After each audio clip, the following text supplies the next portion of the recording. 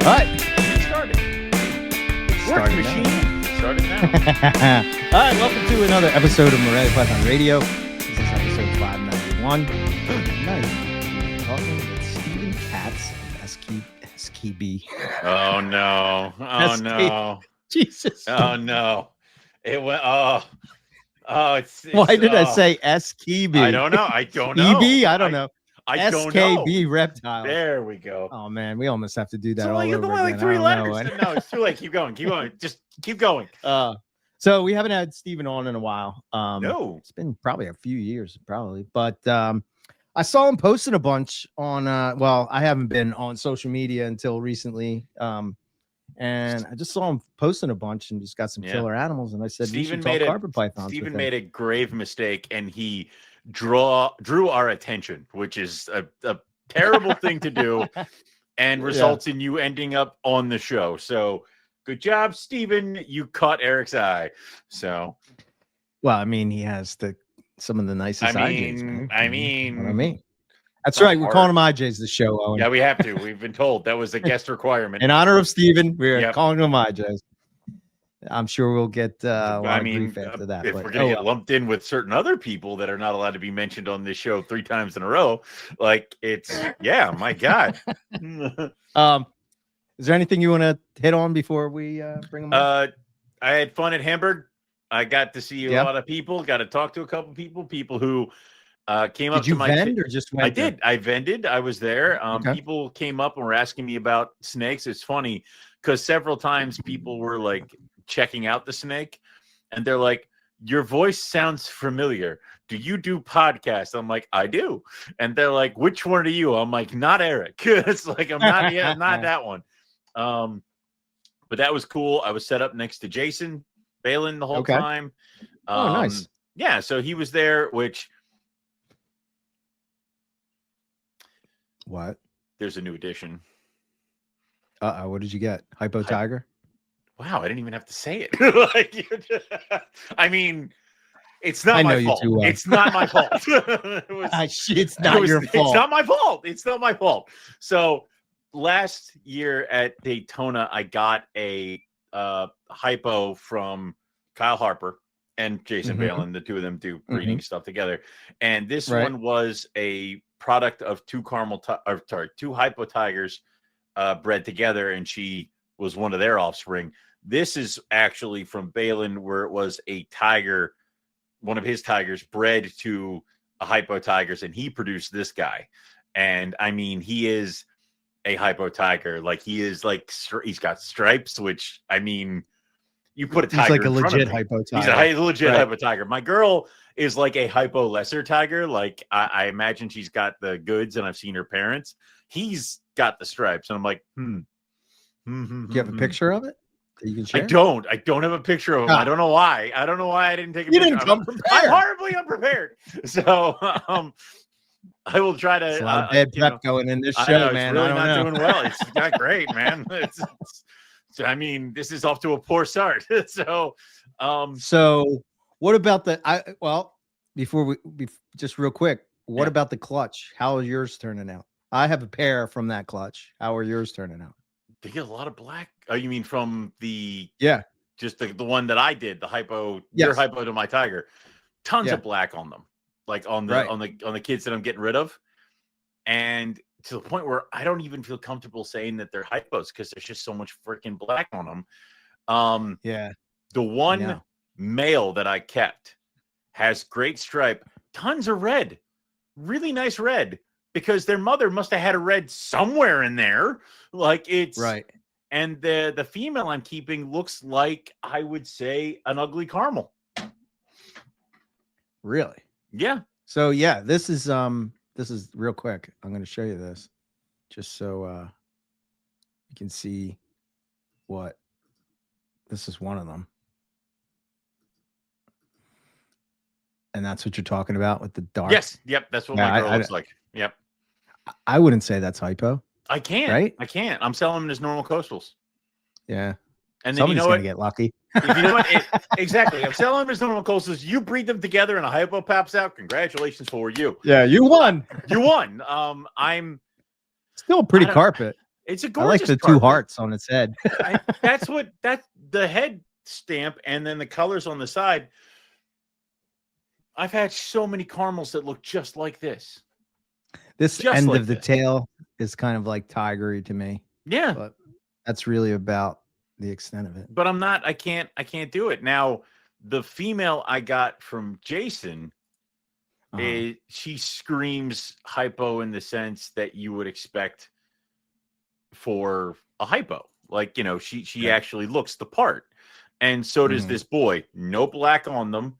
And the color for the female has definitely come in over the past year to make it like obvious what's going on here. Yeah, like when you look at my hypo, there's no, you can tell right away it's a hypo, you know. Yeah. I mean, like my female.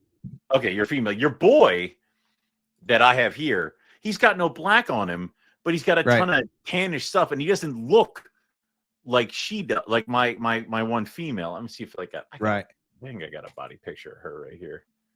We'll do this real quick. Like this is, here we go.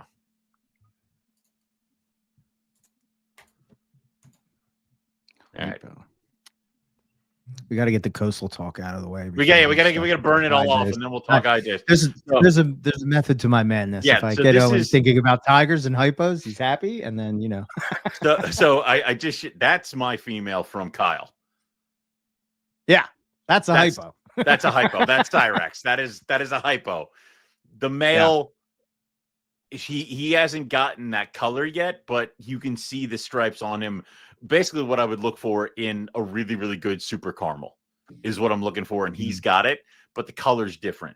So he's going to turn into her, but with stripes. So the two of them will eventually meet. Can you imagine if caramel was mixed into that? Holy shit. How do you know what anything is? No, we're going to keep, they're different sides of the same street. We must never come into contact.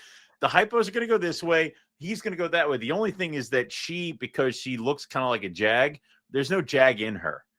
So she can go with my Xanic Jaguar. Okay. There you go. Yeah. I'll make my own. Make my own ghosts. You make ghosts. Yeah. There you go. Anyway. All right. Let's get him out. We're done with this. Let's get Steven in here. Hey, what's up, man? How you doing? What's up, guys? What's going on? Good. And just focused on the IJs, which I thought, Owen, you liked IJs more than coastals. That's never going to happen. But, that's adorable that you think that. I only have 4 Papuans. I'm pretty sure I'm still sitting pretty at about 10, 15 coastals. So, see, by Owen's new contract, he must talk about coastals at least twice during an episode because he was talking too much about colubrids. I was getting in trouble. People were doubting me and my resolve when it comes to Python, so we had to. They were about to take away his back Python card. Yeah. Ish did give me back my coastal card when I told him all the stuff I was breeding. So order has been restored. So, okay, but yes, I have 4 IJs, all of them het granites. So, and I have an older proven pair that I'm going to go for this year. That are just kind of like my placeholders. Like I want them just to breed so I can check off the box. But then I have a pair of 2 or 3-year-olds who might get the bid next year. They are the ones that actually have like color and look really nice. And I think would make even IJ people like yourself be like, okay, they're all right. You're all right. They're good for a coastal guy. Yeah, I mean, like, that's all I want. Grab a seat at the table. That's all I want is to be like, all right, sit down. That's enough. Go away. Like you sat down for 5 seconds. Yeah, that's all I want. Oh man. So what you been up to, man? How you been? Not much. A few years ago, kind of went ghost. I think a few different people kind of did. Took a page out of Todd Dyer's book and just kind of focused on breeding and keeping my collection and not really talking to people. Some people, it seemed like allegiances were made and people started taking sides, and even heard a story about someone trying to blackmail someone else. And I'm just like, all kinds of craziness. That stuff never seems to stop, and it also seems to like rear up at the weirdest times where somebody's like, has anybody heard from so-and-so? Because they owe me this much money. And we're all like, whoa. And then it just stumbles for like a week and a half. So. Yeah. In fact, that's another one. I mean, I won't say names, but there's someone getting dragged through the mud right now that people just keep posting, hey, how do I get a hold of this person? They burned me and they owe me snakes. They owe me cash. And it's not someone in the industry that I ever would have thought would do that. But, you know, 3 sides to every story. And it's weird because this is like the second or third time in the last couple months that like a thread has exploded for what I would have considered somebody of note in Morelia to be like, holy shit. Like it's. Yeah. Yeah. I guess there's bad people in everything, but I think that the shocker for me with that one was just that, like you're saying, Steven, I never would have thought that would be. I think it's some people don't know how to deal with when they fuck up. Yeah. Or tragedy when they fuck up. They make a mistake and then it snowballs, or the problem is they have their own personal shit that goes sideways, and they think it's okay to kind of push this shit all out. But you want to give somebody the benefit of the doubt, and then you start peeling the onion back, and you're like, they sold the same animal to 12 people? Yeah. Like, it's like... I don't know how to. Not you had a bad life. I don't know how to. I don't know how to doubt this anymore. Like I don't like. It's just like, oh shit! Like you, and that's surprising. I think that's surprising every time it happens because it's.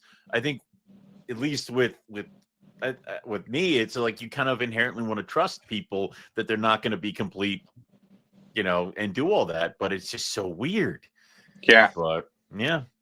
I'm with you, Steve. Definitely is. Yeah, go ahead. Sorry. No, I was just going to say it's kind of mind-boggling because especially when you've done a good job for yourself, made enough of a name that people do trust you, recommend you, you know, point people in your direction for different projects and just being, you know, stand up. And then, you know, then you find out, you know, you kind of look behind the curtain and there's a bunch of people like, nope, I'm owed this snake. I'm owed that, you know,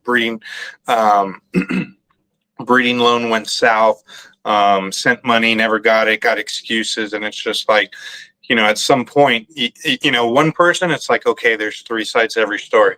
10 people saying they got burned in different ways. And it's mind boggling. Yeah. It gets harder and harder to try to be like, maybe we want to, oh, no. And then it's hard. It's hard to come back from that kind of shit. Like that stuff happens. And even if you go around and try to make good with everybody, like you said, you spent all this time building a reputation of somebody who would be considered good. Like I like the fact that when people are posting up asking for recommendations for breeding of whatever animal, my name comes up. Even if it's an animal that I have never produced. They're like, who's a Timor Python breeder? Owen McIntyre. Whoa, now. Like, I am a weirdo at best. Like, you know, I'm just playing around with this stuff. But and that would be hard for the fall down. But yeah.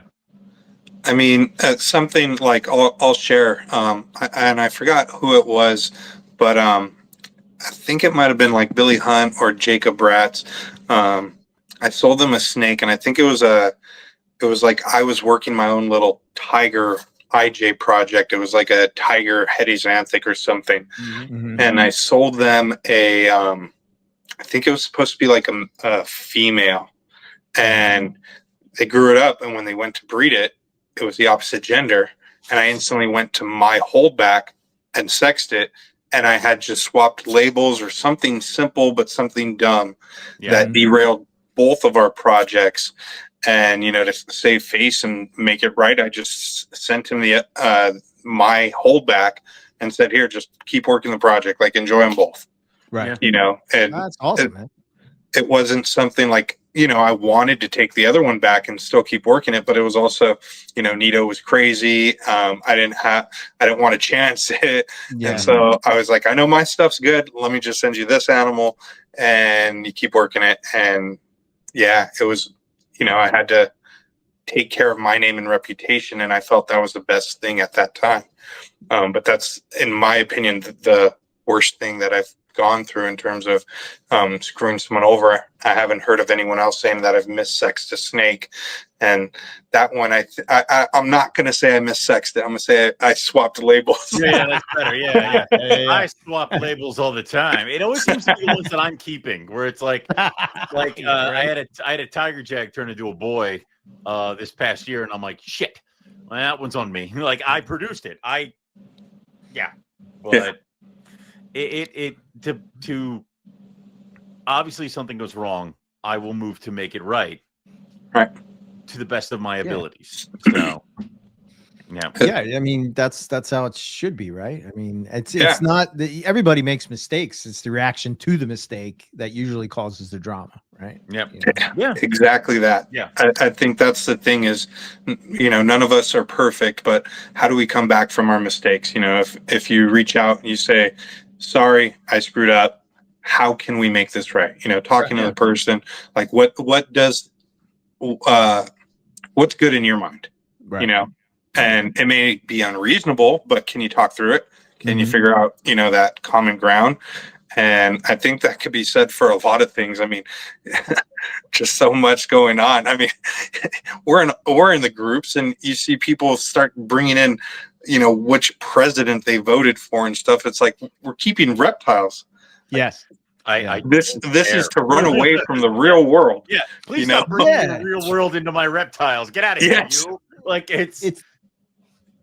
it's almost like you want, for me, like reptiles was an escape from the real world. And it kind of made me look at the fact that people that I normally wouldn't, let's say, associate with, right? Because they're older than me, or they're younger than me, or whatever, you know what I mean? Or like, it's just, to me, that was the magic of like being into the same type of snakes, right? Because it's like, normally we wouldn't be like, I used to say to Zach Baez all the time, right? He would be like, dude, in real life, we wouldn't be friends.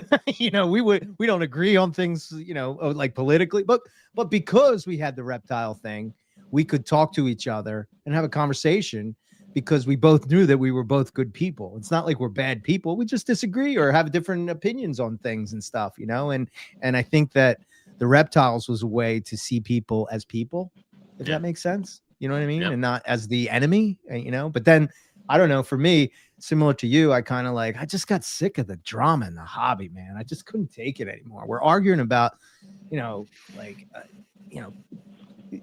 whatever. You shouldn't do this, or it's just exactly that. What are we arguing about? Like, I don't know.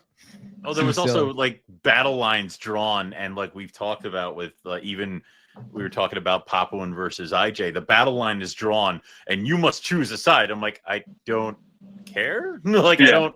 Like, Rex versus cages.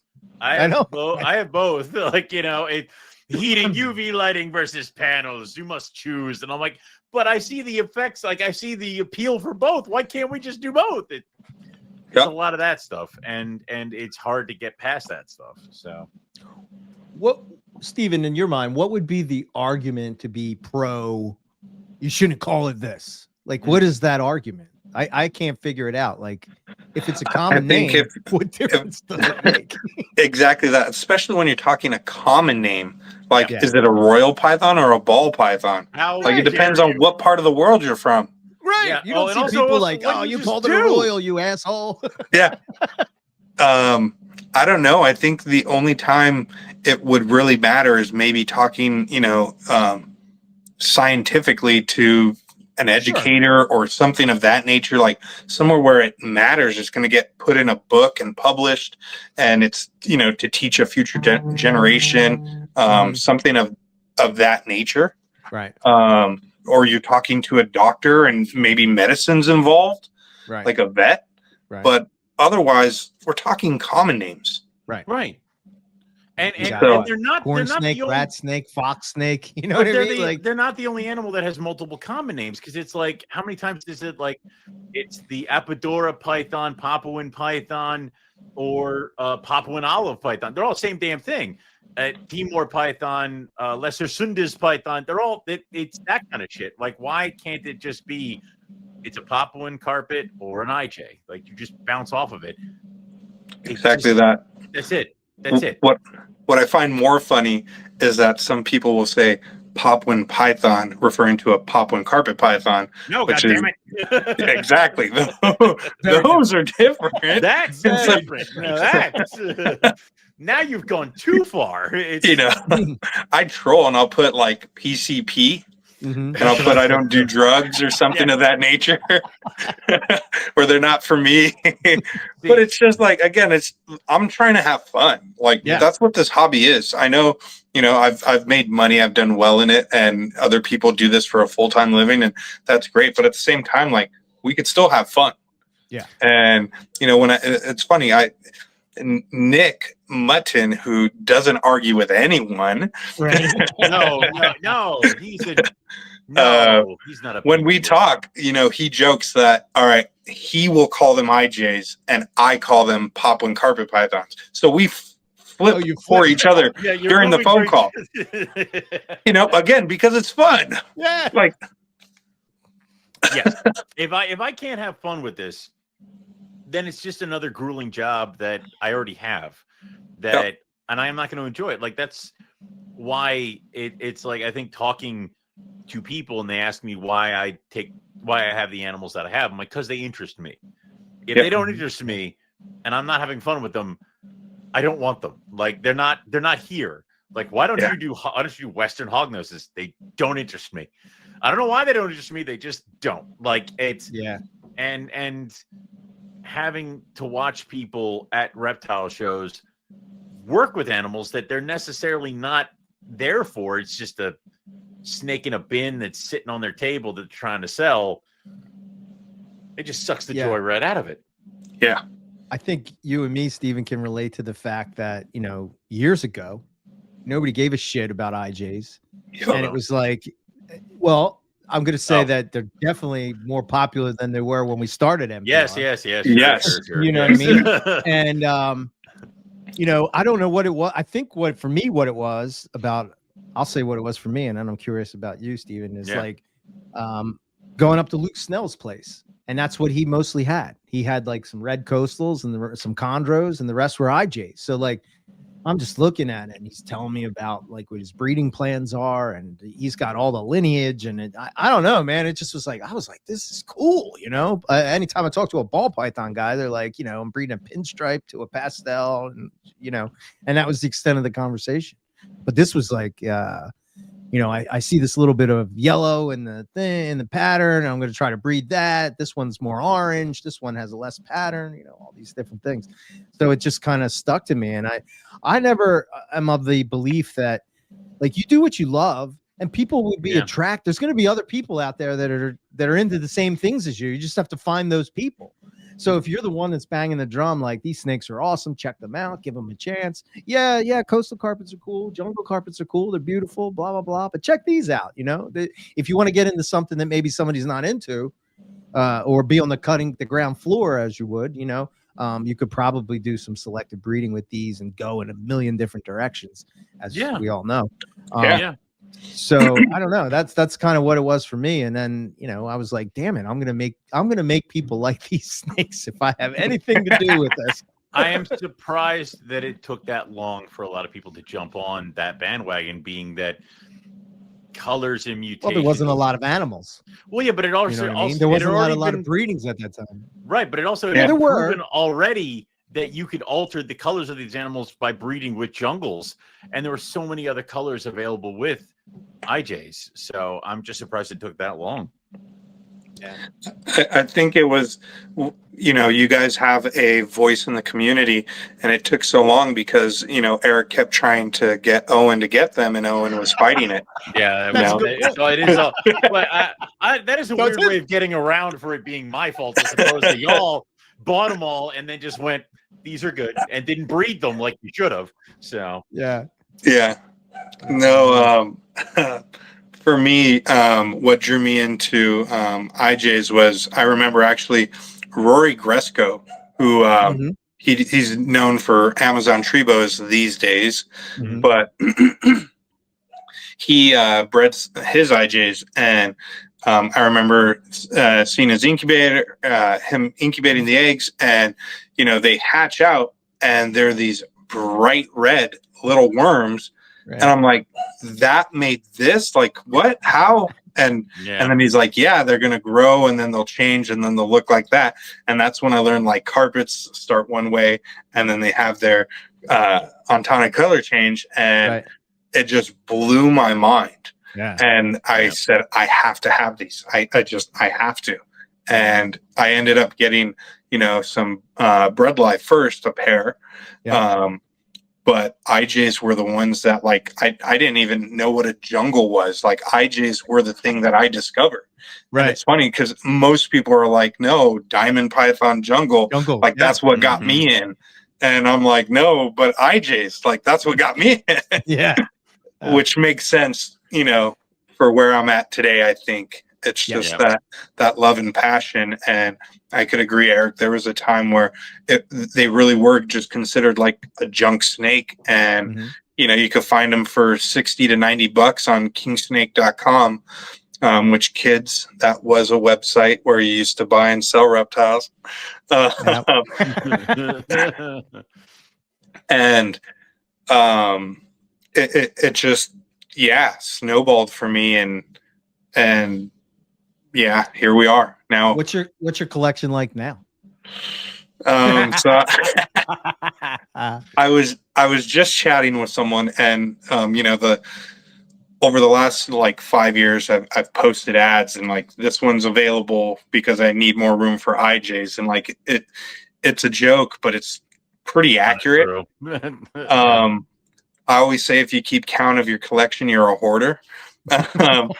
And so I have no idea, but like, to say that I got over 50 IJs is just IJs, and then you want to start adding in the ones that are mixed with other things. That's the majority of my collection through and through. And I still have quite a bit of jungles, a handful of Bredls and other things, sprinkled in there, as I would say now. But I've been closer and closer. I think in the next 3 to 5 years, it'll probably look like just all IJs. Like, I'm going to tie up some loose ends on projects that, live in my heart. And I want to just kind of check off, and, hey, I produced that. I'm on 2nd, 3rd generation jungles, or, Bredli. And I just kind of want to see that through. And then I think, I could envision being solely IJs. But that's kind of where I'm at present day. Awesome. Very cool. Still got love for other reptiles, but it's one of those. It's like they don't do it quite the same. And I feel like I'll always have something else, because I want to add in, a pair of these, breed them, and then rehome them. Breed them, rehome. Like, check it off the list. But I'm definitely not on the Nick and Ryan, check all the pythons. I'm not trying to do everything. I tried. I failed. We were talking before the show. That's enough. And I was listening to Owen on Reptile Rejects, and the topic came up of Angolan pythons, and they're like, "Where did you get this from?" And he's like, "I got it from Eric." And why did he give it up? And I guess because Dominic doesn't like Angolan pythons, he was trying to get Owen to say they suck or something. I don't know. And he says, basically, like, Eric tried these things, and he's just a carpet guy. I keep telling him he's just a carpet guy, and I'm like, just be a carpet guy. He's so right. Just be a carpet guy. You like, why you're trying to be something that you're not. Stay in your lane and enjoy it. And once you start going outside of that, I don't know. It's you sort of feel like you have to do this or you have to do that in order to be important, or I don't know, whatever the reason would be. And it's, I don't know. I think the problem is that we're so used to having the hunt for the new. Oh, I love the hunt. I love the hunt, and that's the problem. Is you have to try to be like, we're good now, and that's hard. And even then, I've kind of got to the point where I'm not sitting there going like, the next carpet python. I got to find the guy who's breeding that carpet python, and I got to track him down, and I got to be like, I want this one. You call me when they're ready. I'm like, the carpet, it'll when it appears, I'll be like, yeah, that one. I'll scoop it up. Like, and that's what happens. And I've noticed that opens me up for a lot of new things. You know, it opened me up for getting dwarf boas that I never thought I'd get into for that shit. Like, it was like, it'd be great. This little guy, look at him. Like, it's that, but then also it does give me a chance to appreciate what I have. You know, taking a couple steps back this past season and realizing that I had this many coastals that are getting ready to go that I could potentially use this year to make some good looking animals. It's like every once in a while, I think you got to take a step back from the hunt and be like, oh, no, I have a lot of shit here. I can do a lot. And you can just produce your own stuff for a couple of years. And then you go out and you find stuff as you go. But 100%. So I'm curious. So before I wanted to talk about like your collection of IJs and your projects and all that kind of stuff. But I'm curious. Where do you feel about like Darwins and Nova Guineas and stuff like that? Do you feel like they could get in there because they're kind of the same, or like, no, I'm staying with so IJ. First, I'll say that's above my pay grade. But reality is, it kind of like the common name thing. There's localities to this, you know, and so I don't think anybody would argue that there's different localities, you know. And sure, I haven't been to Indonesia, but in my own backyard, so to speak, I have Azusa Canyon and Whitewater, California, and between the two, you got, you know, coastals and inland rosy boas. Right. And so they look different. Same with the king snakes. They look different from each other. And it's, you know, in reality, it's not that far apart. You could get there, you know, no traffic, which isn't a thing in SoCal, but no traffic. You're about a 2-hour drive. Right. And that depends on, you know, how fast you're going, but it's relatively close. So to go out there for Novas and IJs, like, why couldn't they be different localities? But sure, I guess they're the same. And, you know, we know Australia and Indonesia are really close, just a whole bunch of water separating them now. But same thing, it's a different locality. So it's not as simple as saying they're the same thing, despite, you know, scientifically they are. They're different localities. I could appreciate the beauty in them, but I never really got into them. Even my albino Darwins that I had at one point in time, I bred them. I appreciated them. They were beautiful, but it was like, nah. And not the same. Yeah, I let that project go. Right. Yeah, I was just curious about that because, you know, remember back in the day on the MP forum days, they were like, you know, oh, they're the same exact thing. And then when you have them in your hand, you're like, no, they're not. No, they're not. They're a little bit different. Yeah, they look the same if you don't know what you're looking at. But you know, they have the same kind of color palette, you know, that kind of stuff. But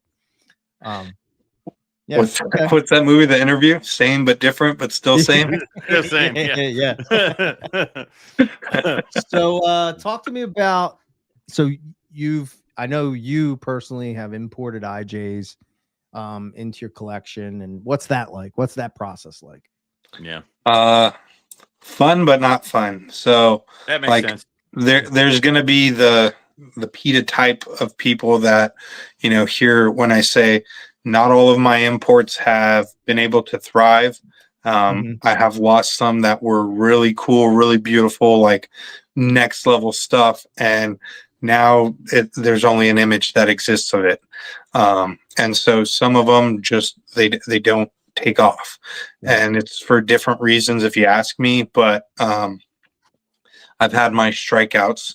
Otherwise, I'm very fortunate that there is a reptile vet that I know on a personal level before he became a vet, and you know, running fecals and doing meds you know, are a lot easier. And before he was a vet, I was doing the old school shotgun treatment to get my first, handful of imports, dialed in. Right. Yeah. But now to run a fecal, I still have to pay. There's no special treatment other than somebody that I know personally that has a passion for reptiles and knows what they're talking about. Right. Not somebody that has a license and is just kind of guessing. Right. And, that's not a dig any which way. It's just unfortunate to know him. And so I get them dialed in, quarantine, food. Most of them do eat for me. My process personally, and it depends on where I get them from. There's a handful of people that are still importing them and different vendors, so to speak. But I try and always get a first meal, even if whether they're eating or not. As much information as I could get out of the broker. I ask, are they eating? Are they not eating? Get them set up. I still do my frontline treatment for external parasites. Get a meal into them. Hopefully that first triggers that first shed. And then I'm doing, the fecal and then hitting them with meds, getting them cleaned up and then holding them back, growing them up and working on breeding them. There are times where I've done group buys where I've said, hey, these aren't getting treated. These come in. Here's the source. I'm getting them feeding or I didn't get them feeding. Like it's just kind of eyes wide open. Yeah. And that communication. And, you got some people that say, I only want it eating. Some people who say, I don't care. And some people who say, I only want it after you've cleaned it up. Gotcha. Okay. All right. And I still kind of have that mindset of spreading the love, because we've talked about it in the past. A collection crash, a virus, a parasite, electrical fire, something dumb and unforeseen that we know can happen. It's happened to different people throughout the world, their collections. Yeah. And so it's never pretty, but it's one of those, that we talk about it. We try and all learn from it and best we can. But yeah, I don't cherry pick my stuff when I bring it in, for the most part. Like there's some that I'm like, I really got to have that. But, there's a couple animals I sold to Corey, and she ended up sending them back to me. She grew them up and, I have them again and I'm lucky because they were really nice animals. But yeah, there's been a few that I let go of and I didn't want to, but I'm like, I can't just keep them all. Yeah. It's so hard, man. Yeah, That's so hard. yeah. That's the thing I hated. Yeah, I've tried it with I've done 4 and I've failed each time. I could not get them eating. Like no matter what I tried, I couldn't get them eating. I've had big ones, 2 bigger ones, I should say, and 2 smaller ones. And I don't know. I think I had too many snakes, I think, at the time. So I really wasn't paying attention to them. And when they came, they seemed like regular carpets. So like I think part of my mind was just like, oh, these seem cool. I got this. It's a carpet. You got this, Insert, and, yeah. They just crashed quick. And it was just like, holy shit, I don't know. I feel like with wild caught animals, it either flourishes and thrives or it crashes hard fast. And I see that with I know I have several friends that would do monitors, and what they would do is they buy Savannahs, Niles, Ornates, Blackthroats when they were like tiny and kind of weed them, feed them and get them going, and you'd have the ones rise to the top and they'd pick them out of the cage and put them off and get them going and sell them for a little bit of a higher profit now that they're rolling. I know some people do that with green tree pythons, or used to do that with green tree pythons when they were being imported at scale. It's hard when you're like, I can only get this many, and if half of those don't flourish, it's like, well, now I'm down to 3. It's like and they're all males. Right. Like it can be one of those things where it's hard. Like it's like for the law of averages for this stuff to establish, I don't think people realize what goes into establishing a captive animal in U.S. herpetoculture. There's a lot, and there's a lot of brick walls and a lot of problems and a lot of punches in the gut and a lot of why did this thing die out of nowhere shit. And it's we take that all for granted because now it's like bearded dragon go in box and bearded dragon go like but so much shit happened to get here. Like it's yeah, for sure. I think that's a solid point. And I actually joke, I've been most successful when I set up the IJs and kind of forget about them.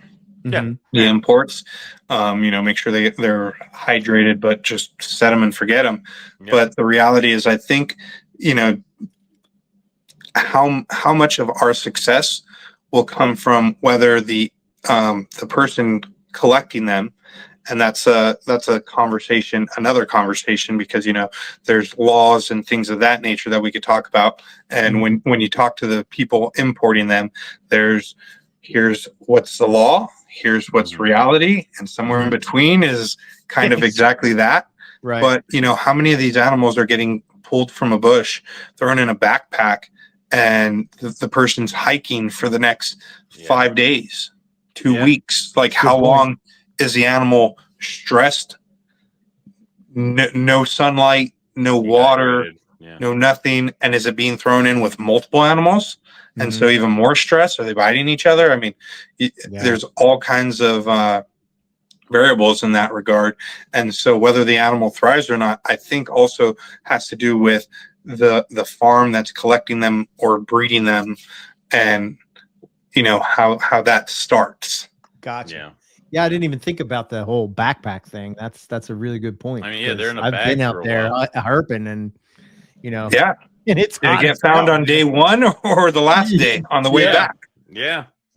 I mean, and just think of the Northern Territory in the afternoon. I mean, like, it's, and that's the other thing too, is that, like, I think what we think about is what we would be doing out there with our field collecting, and that isn't necessarily how this is going down. We would have like special tubs. Oh yeah! Oh my God! And like we'd be like, all right, everybody, we're gonna sleep on the ground so that we have enough room in the car for all the animals we've collected. Like it's that whole thing. It's like almost like you want to go back to the day when true herpers were the ones who went out there and found the animals and were like, okay, I got my snakes, I'm going to take care of them, and they're going to be with me, and go through the whole thing of that, even though, the legality of that was shaky. After smuggling them back. Exactly. But it's like, they were safe with me on the briefcase the whole time. It's like, okay, I can trust that. But it's, it kind of is that disconnect where it's almost like these people are out there fishing and they're like, here it is, into the cooler, into the thing you go, and we'll deal with you when you get home. And that's a lot. It's a lot of stress to put on an animal, and it's a lot of stress to put on an animal for when it finally shows up with you and you set it up. You may set it up perfect, but it's already a ticking time bomb at that point. Yep. Yeah, I kind of feel like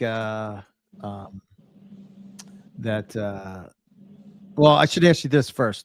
Have you bred any of your wild animals? Have you been in that? Yes.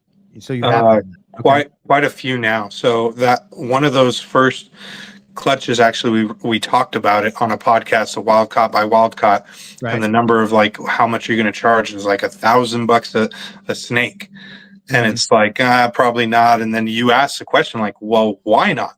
And then we had a real conversation about that. And, to Owen's point, like there's a lot that goes into it to get them established. So many people are used to 6th generation CBB, and it's just easy. It eats, you throw it in box, and it eats and thrives. But a lot of this stuff, F1s, it took a lot to get there. How much work and time went into getting the animals to thrive and then to actually reproduce, which is crazy, to take an animal that was in the wild. And that's always been kind of the thing, is you're doing something right if you get to reproduce them, right? Because that's the most stress on the animal, and they must be dialed in and comfortable. And so I've always felt content with what I'm doing, and don't feel bad, so to speak, if they're thriving and doing well. I don't have 100%, but up there I'm doing better than not. And I will share, I did actually sell that clutch to multiple people, and that's kind of I call it a drama clutch because somebody who paid $1,000, I guess, shared it with somebody else, and that person was bashing me, saying that I ripped her off. I'm like, why aren't you defending the other two men who also paid the same price, except they didn't buy one, they bought a pair, and I think somebody bought 4 from me.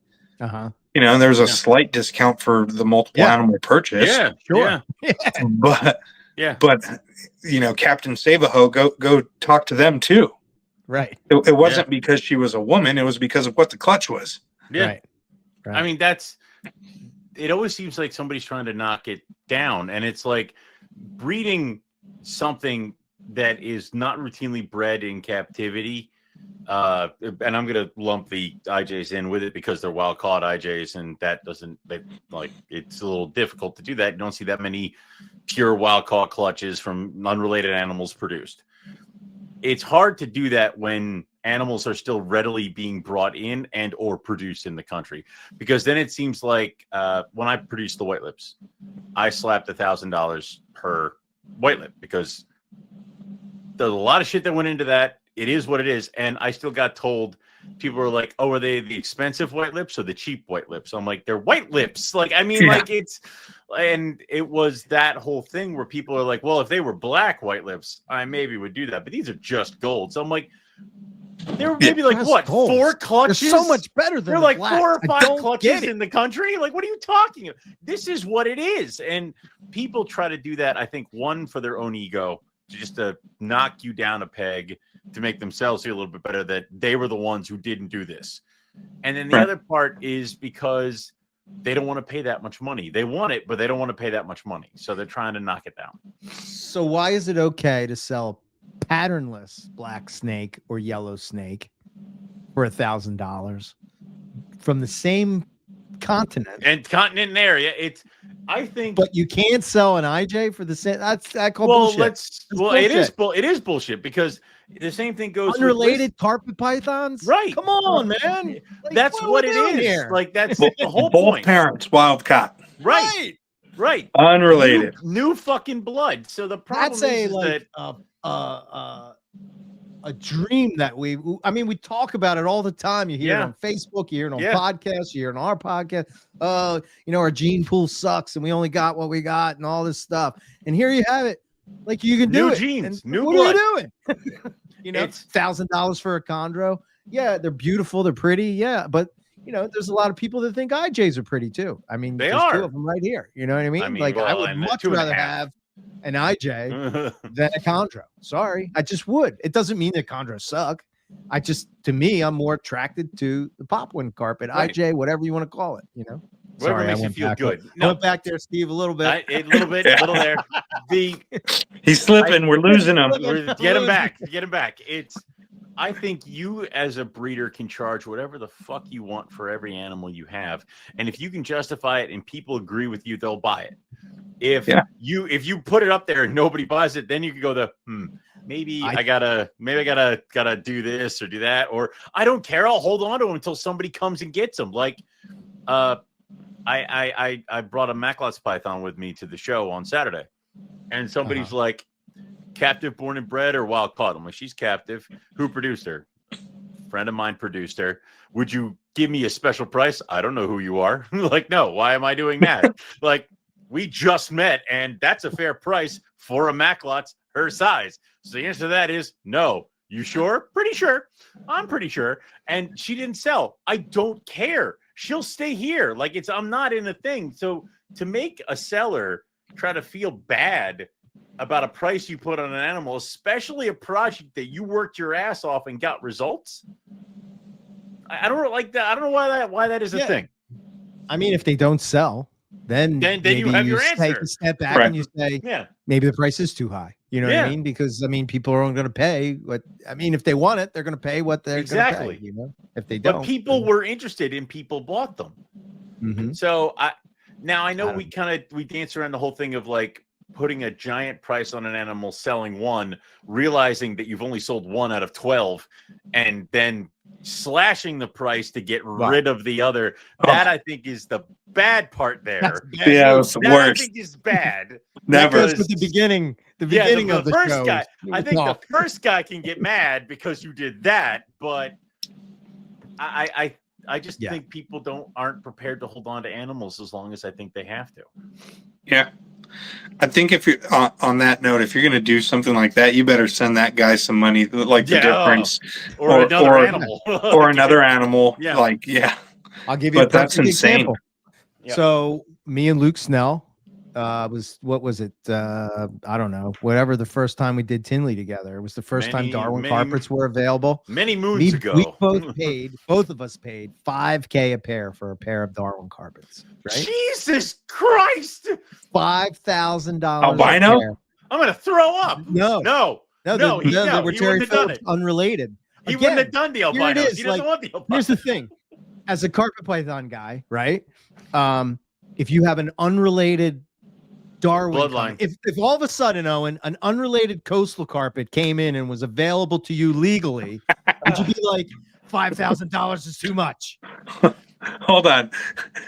He'd get it even if it came in illegally. I mean, fair. Listen, we all talk a big game of legality and what we will and will not do. The snake's in front of me, and you're telling me there might be a chance. But to me, it was like, I'm going to take this opportunity because I don't know if it's going to happen again. I mean, I know he's said he's going to breed stuff and all this stuff, but like he kind of disappeared, right? Yeah.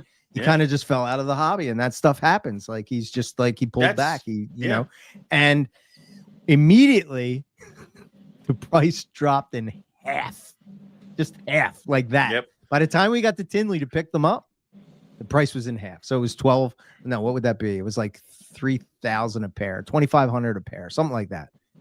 So he gave us another pair. Yeah. And that I didn't ask him for it. I didn't get mad at him. Luke didn't get mad at him because it's like, okay, that's the we just took. I mean, that happens, you know. Right. And he's like, no, man, that's messed up. And he's like, I'm just gonna give you another pair. Here you go. So that's how I got two pair. And turns out, stupid me didn't know this. They're unrelated too. So the two pairs were unrelated. Related to each other? No. They were all unrelated. All four of them were not related to each other. Correct. My God. Wow. Yeah. But that second group disappeared. The only people that ever got them were me and Luke. Interesting. And I did not know that at the time. I learned that later on because Terry didn't say that to us. He didn't come and say like these are unrelated or whatever. Mm-hmm. You know, he just said these are just wild type Darwin carpets, you know, blah blah blah. I got the CITES paperwork and all, you know, it's like it's all legit. It's my printer's still running and the ink is still wet, but I got the paperwork. Where are those animals? Yeah, right. I still do have a pair of them. I do have a pair of them. But you know, I don't know. But I guess to your point, that is the right thing to do, and he did it, and that's why he's a good guy. You know what I mean? We didn't ask him, but he just did it because he felt that it was wrong that we paid that much money.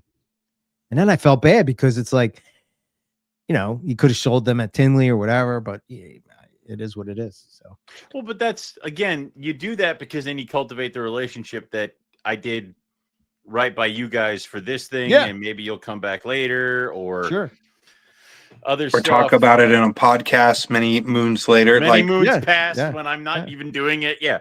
So it's I'd rather bend over backwards to make sure that somebody didn't have a bad taste in their mouth for something like that. You know, that being said, you also have to be told that there's the problem. I've done stuff where I sold animals to somebody and there was an issue or a problem or it wasn't feeding. And then I find out a year later that they're bashing me online and never said anything of like trying to work it out or trying to tell me that there was a problem.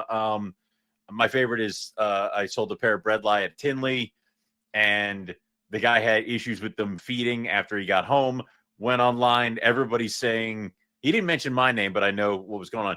bashing me and saying that, I sold them too early. They weren't feeding properly, obviously. And then it finally comes back around to me, and it's been a year. Like, we're gearing up for another Tinley, and I'm like, dude, why didn't you just contact me? I would have walked you through it and told you what to do. And apparently they only stopped feeding for like a month, and then they started kicking back into it again. And I'm like, good. So all this other stuff happened, and now they're good, right? He goes, oh, they're fantastic. I'm like, good. That's great. Like, you gotta, when you buy an animal, you're buying it from a breeder, because then if something goes wrong, you have somebody to go back to. Yep. If you don't give a shit, go get the animal from a dealer table, because if you come back to them with a problem, they'll tell you to get bent. Like, that's the point. But on that note, I mean, are we as breeders not doing follow-up? Like, I'm not blindly selling an animal to someone. I'm jotting down their name, ideally their social media or email and phone number. And I'm sending a text, usually, a week later, a month later. Hey, how's it going? Any questions? Can I get a picture? Like, are you still enjoying the animal? Because when you come in with questions like that, it's not, hey, asshole, are you doing things wrong? Like, it's just kind of, it's a lot more friendly. It does establish, that communication, but they also see, like, okay, this isn't just some big shot breeder, but it's somebody who cares, and I could lean on. I could reach out. I've always said, if you purchase an animal from me, when it's ready to breed, I will teach you how to breed it. I will tell you everything I know about breeding. Nice. If you purchase an animal from me, that's my word to you. And I've taken, a different approach when people message me and they're like, hey, could you tell me how to get this thing eating? And I go, did you buy that from me? No, I didn't. You should hit up the breeder, because I'd hate to give you advice on how I keep my animals. It stresses out your animal because they were kept differently. It dies and I get blamed. Yeah. Like, I won't do it. I'm not telling you how to keep your animal that I have no background on. Could be sick, and then my advice gets blamed for why it died or croaked or something. Right. Have you had that happen? No, but it's also like, I'm a little bit paranoid, but it's also a good way to say, like, no, this information ain't free. I'm sorry. Like, I do podcasts where I talk about some of the stuff, how I keep and breed. If you want to listen to that, that's all free in public. But then there's also the whole thing of that, once I start giving you advice, and if it does go wrong, then you go back to the original breeder and they're like, well, so-and-so told me this. It's like, well, now this person has another opinion and other stuff. It gets mixed up. So, if something goes wrong, contact the person you bought it from, contact the breeder, contact the seller, contact somebody who is a direct link for that animal. And I'll admit that in my youth and stuff, I got an IJ from a dealer table that ended up getting water blisters. I only had it for maybe 2 days, and all of a sudden the water blisters popped up. So it wasn't me, but I remember I had just bought a Jag from Will Leary, and I contacted him on how to fix it. And I'm like, looking back, I'm like, I did everything wrong there. Like, I went to the wrong person. I asked him for advice of how to fix it. Will, being the nice guy that he was, actually told me how to fix it. But it was still like, it was just this dumb thing that, like, something. It's why I kind of don't get too mad about it. But also I understand where the hang up is. It's like, I was asking a carpet breeder for advice for an animal I did not purchase from him, that I got off a dealer table, that already had a major issue. It's like, there's a lot of just etiquette and things like that kind of go out the window when you're kind of new and panicky. And that's fine. The issue is that now, with social media being the thing that it is, you throw it up online and then now it's got legs and it just sprints into all over the place. So, well, and on that note, like, how much, if Eric buys a snake from you, Owen, and then Eric, he never would, never has, never does. It took him 3 years to actually commit to a high contrast Queensland carpet python. That's true. And that was after we had to start a podcast. That's because I was broke from buying all the citrus tires. I had to do to get him to buy one goddamn snake. 13 years of a podcast for one. Yeah. So, yep. Anyway, okay, so he buys the coastal from you, and he hits me up on, questions. Part of this, though, is like, 15 different angles, 30,000 foot view is like, he could be picking my brain or sharing. Like how many people don't know how to communicate very well? Like, and so he asked me a question, but in reality, he doesn't have a real question. He's just kind of trying to brag and say like, look what I just got. He's excited. And then I rain on his parade and I'm like, why'd you buy that stupid coastal? You should have bought an IJ from me. Right. Like, not in not so many words, but, or I'm answering the question, but in reality, same thing, still raining on his parade. And all he was trying to do was share, but he didn't know how to share it. And he felt we weren't close enough that he could just say, hey, dude, look at this. Look what I just picked up. Yeah. Right. Yeah. Right. And so, there's that I wanted to kind of touch on, but also like me sending them back to the breeder or whoever they bought it from. I in my mind, it still builds that community and getting in touch with who you spent money with. Yeah. Because as long as they're not a piece of shit, they're going to answer your questions. They're going to want to help you. And that's how you kind of start to network. And then you're also going to brag on them. You're going to be like, hey, I bought from them and then I had some questions and they took care of me. Like, you should go buy from them. Yeah. I think it still strengthens the community, despite some people saying like, you're a dick, you don't answer questions. And it's like, no, it's not that I don't answer questions. It's just there's so many different levels to this, and screenshots are a real thing. I answer the wrong way and now I'm blasted and I was just trying to help.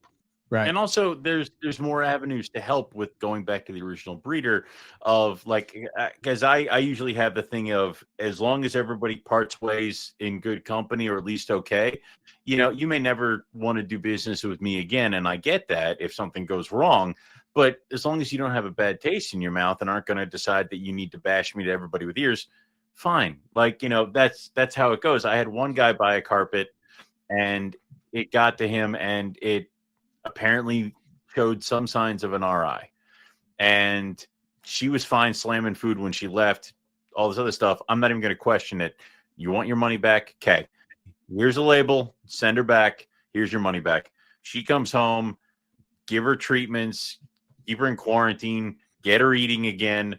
She starts acting normal. She starts doing her thing. And she's sold off to a friend of mine, or given away, I think, at that point. I don't really remember. But either way, it's gone. That guy's fine because he got his money back and whatever. But it just, you do what you got to do to make sure that everybody leaves okay. Yep. Yeah.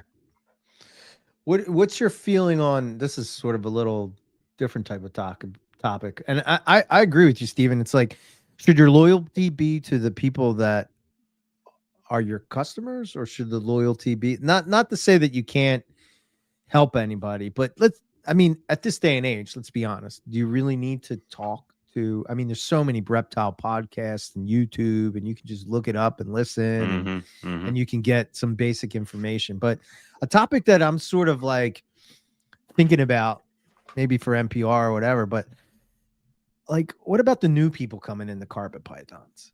Because I kind of feel like being like, I don't know how to say this the right way.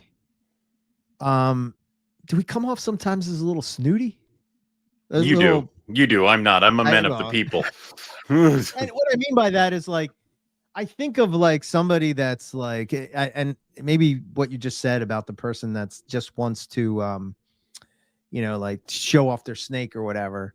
And that person's so excited that they got a carpet python, and then they show it off. And then the next thing you know, it's like you got a group of people that are coming on and saying that's not pure, or that's a pure shit, or that's not a jungle, or that's not whatever. And it's like, I don't know. Is that really welcoming? I'm not saying it's necessarily wrong, but I guess my question is, how do we do that and not come off as elite or like, better than, or, I don't know. Do you guys have any thoughts on that? What do you think, Steven?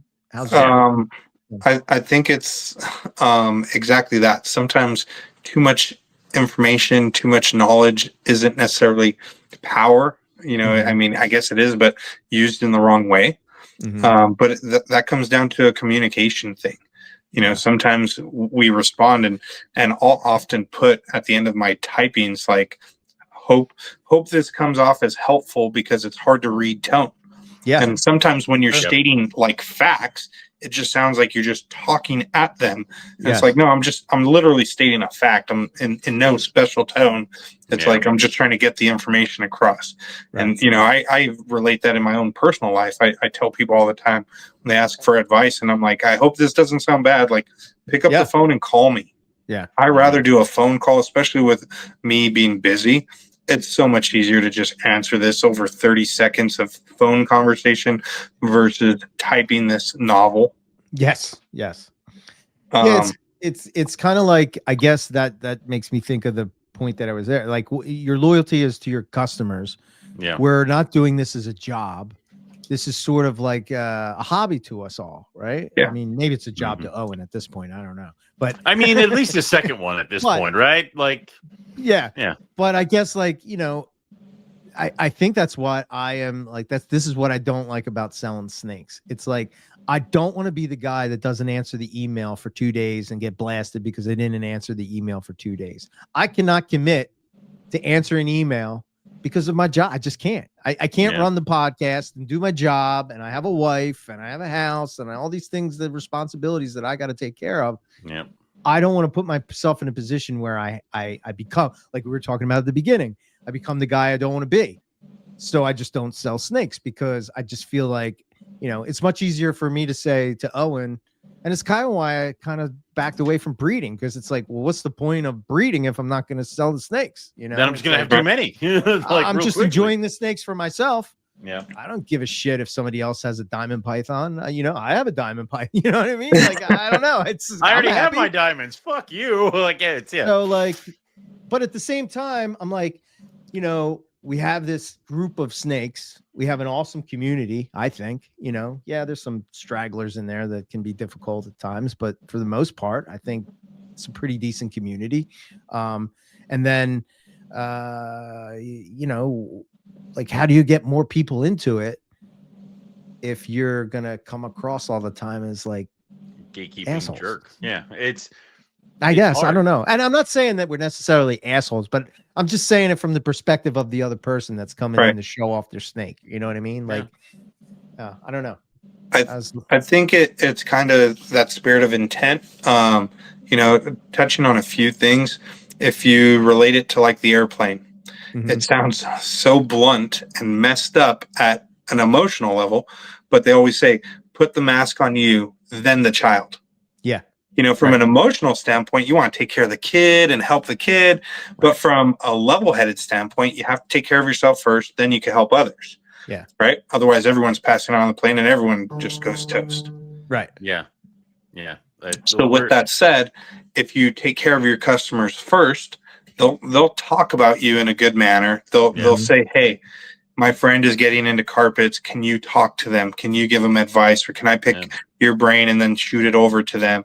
And it'll just kind of spread and take care of itself. On the note, Eric, of you not wanting to breed snakes anymore because you don't want to deal with it, so to speak, is what a disservice in a sense, because you do have a lot to offer the community, both in beautiful snakes, but also the knowledge and the personality and just the community, that you're not breeding and sharing that. Right. Now, if you said you didn't want to breed snakes because you don't have the time for the snakes or something of that nature, or financial obligation or something, that's different. But kind of saying, I don't want to breed them because I don't want to be blasted for not responding. I tell everyone, who does a first inquiry is, hey, I may not get back to this for like a few days, but I see you. Like, I'll get those pictures. Yeah. Here's my next day off. And if life goes as planned, I'll get you those pictures on that day. So that's just something I kind of do. But I think, I think we all flirt with that fine line of, we know too much, we sound wrong, or we're not giving enough advice. Like, again, that's part of a community, right? There's no perfect balance. Right. Yeah. And I also think people kind of get excited about that kind of stuff. Like, I know I kind of stopped sharing pictures of some of the animals I got going on here because numerous times the thread would be hijacked. So like I'd be like, look at this super caramel, and either somebody who doesn't like caramels is like, that thing sucks, or immediately somebody's like, that shit, look at mine. And it's like I just wanted to, and then I'm just like, all right. So that got into my head so badly that the last time Justin and Nick were looking for pictures for the books, I'm like, I can't submit pictures. Like, there are other people out there that have better shit. And Eric's like, what the fuck is wrong with you? And I'm like, other people got it. They don't need to see my caramels aren't that great. And he's like, I should have sent the picture to Nick. Yeah. Just put this one in there, Nick and Justin. Yeah. So, and that can get into your head, and you kind of don't see that. And it kind of, again, it lessens the hobby for it. And what happens is that you have that, you also have young kids arguing with people who have been doing this forever and know what's going on, and then and then they kind of back off, and then you just have a bunch of people either sharing wrong information, jumping to conclusions, or going all over the place. I think I saw somebody post up something, it looked like a beautiful tiger carpet python, and immediately somebody's post was it Chico's creators? It might have been, but it was this really like big beautiful carpet. And then somebody was like, I believe it's a super caramel typo tiger carpet python because I've produced those before. I'm like, where the hell did you get that? Like, no, it wasn't that. Although that is pretty. That's beautiful. although that's pretty. It wasn't that. It was just a giant carpet. Damn. Yeah, that's nice, right? Where'd that thing come from? Australia. All right, never mind you. Like, it's I can't have it. I don't get it out. Get away from me. But it's funny when that kind of stuff happens, because it's like they jump to the conclusion of mutations and other things like that. And I'm like, whoa, it's a tiger. And that's as far as I'd go with it. It's a tiger. Yeah. I should say, I don't know. I get why you would be upset, people saying that stuff, but I don't know. I guess I don't really give a shit what people say. Exactly. It doesn't matter to me, right? I don't care. Now you want to say some shit? Now they're all shit. mine. I don't care. I see the pictures. It's like, I know what's happening here. I guess because of my job is all customer service oriented, that I have been burned into my brain that, customer service is number one. So to me, answering that email is customer service. If I had somebody call and complain about something that happened in my store, I'm calling that person right away and talking to them on the phone. I can't give that. I can't do NPR and my job. You know what I mean? That's sort of where it is. It's not like, I don't want to talk to people. I don't want people to think like, oh my God, I don't want to talk to people. No, it's not that. It's just that if I can't give that level that I do at work, then that's not my standard. I guess. Does that make sense? It does. And if that's your thread and that's why you can't do something, that's legit, rather than being pissed off and yelling at people the entire time and being like, I don't know why everybody's all pissed off with my customer service. Like, well, I can figure it out. Like, it's how many times I've had that conversation. Listen, I'm glad that I'm just a disembodied voice on a phone while I'm at work, because nobody can see what I'm mouthing or writing. Okay. As I'm like, like, so just update your FAQ, frequently asked questions. How is the customer service? It's spotty. Spotty at best.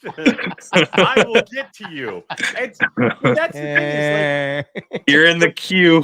But there are some breeders who are like, you have to get in touch with them via pigeon, and somehow that's okay. And like, Eric getting back to you a week later is sacrilege.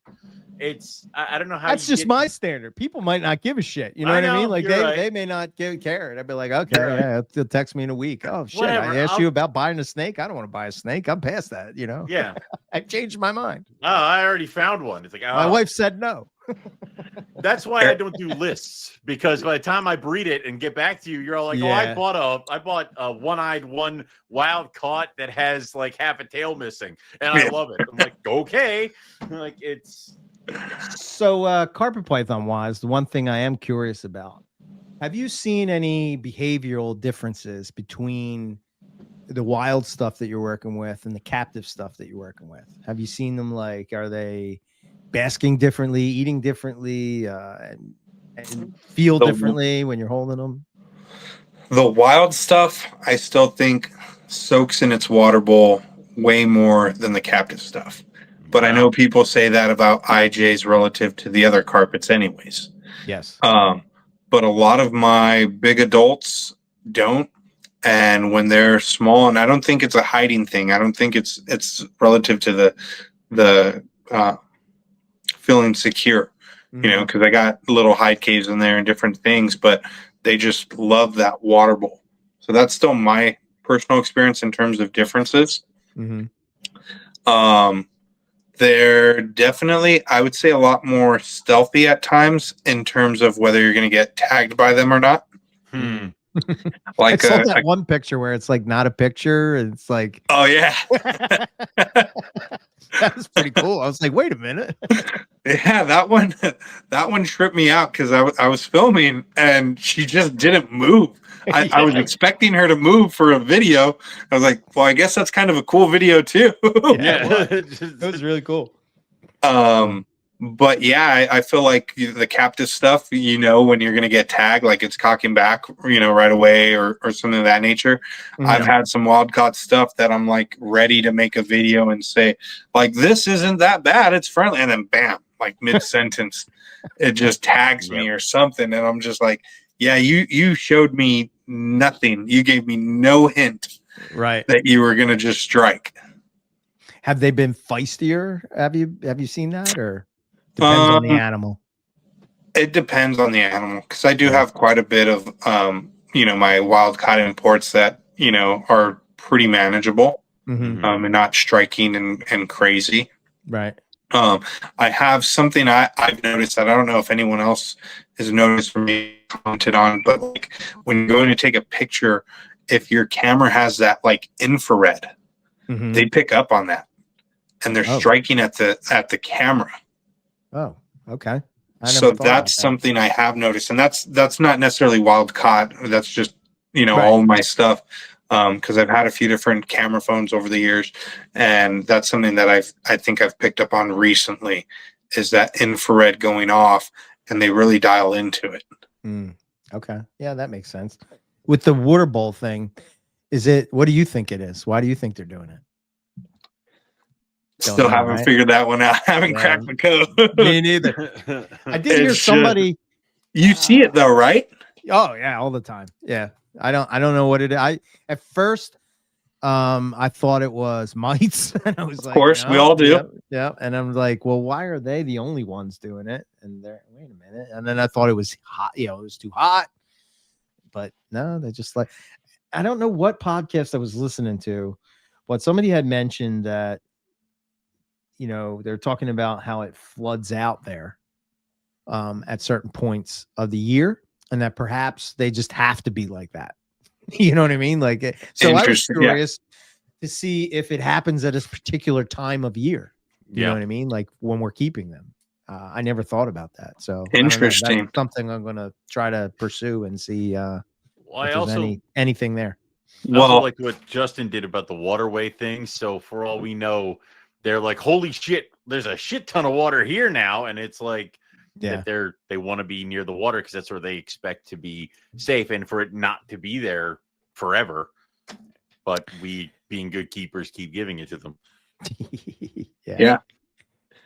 Who knows? And well, then you could argue, like, if it's a time of year thing and then your long-term captives, like, do you feel like your long-term captives still soak like that?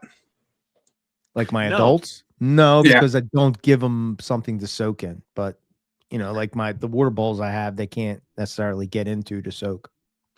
I've seen, like, I've had some big ones where I had smaller water bowls, and they're still putting in, like, just their head and neck. Like, literally just a little bit. Oh, wow. Okay. But what I'd argue is, in part, it might be a comfort thing because the water bowls for most of us are pretty hard and solid, and a hide cave, unless you're using like a solid rock, is going to be likely plastic and have some flex and give. So there's still that aspect potentially, but touching on what you mentioned about the flooding, is it a seasonal thing? And so they do it when you first get it, and that's the time of year?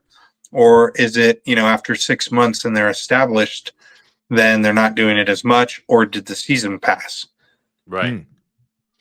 Yeah, I don't know. It's weird because going back with, I don't have that much experience with wild caught carpets, but with wild caught white lips, they are obsessed with their water bowls to a certain extent, and then they tend to just start ignoring it, which is great when you want them to shed in one piece and you've given them like a giant trough to lay in, and they totally ignore it and shed ribbons over here. But so my gold-faced white lip girl, my adult, I have pictures of her in the water bowl for months, and it was just like her head and nose would be the only thing poking out of the water. And then now that I've had her for about, I think it's close to like 5 years at this point, maybe a little bit more, something like that. She drinks, and then she just goes in her hide. She does not soak in the water bowl, even if she's in the deepest of sheds. Even when she was gravid, didn't soak in the water bowl. She just uses it as a water bowl at this point.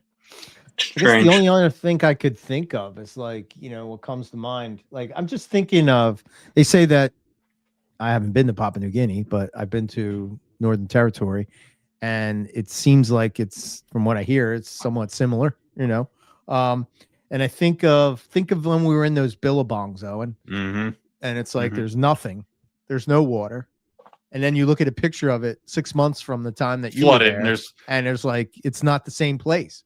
Yeah. So could it possibly be that the prey that they're eating are found near the water, and that they have to sort of ambush that animal, whatever it would be?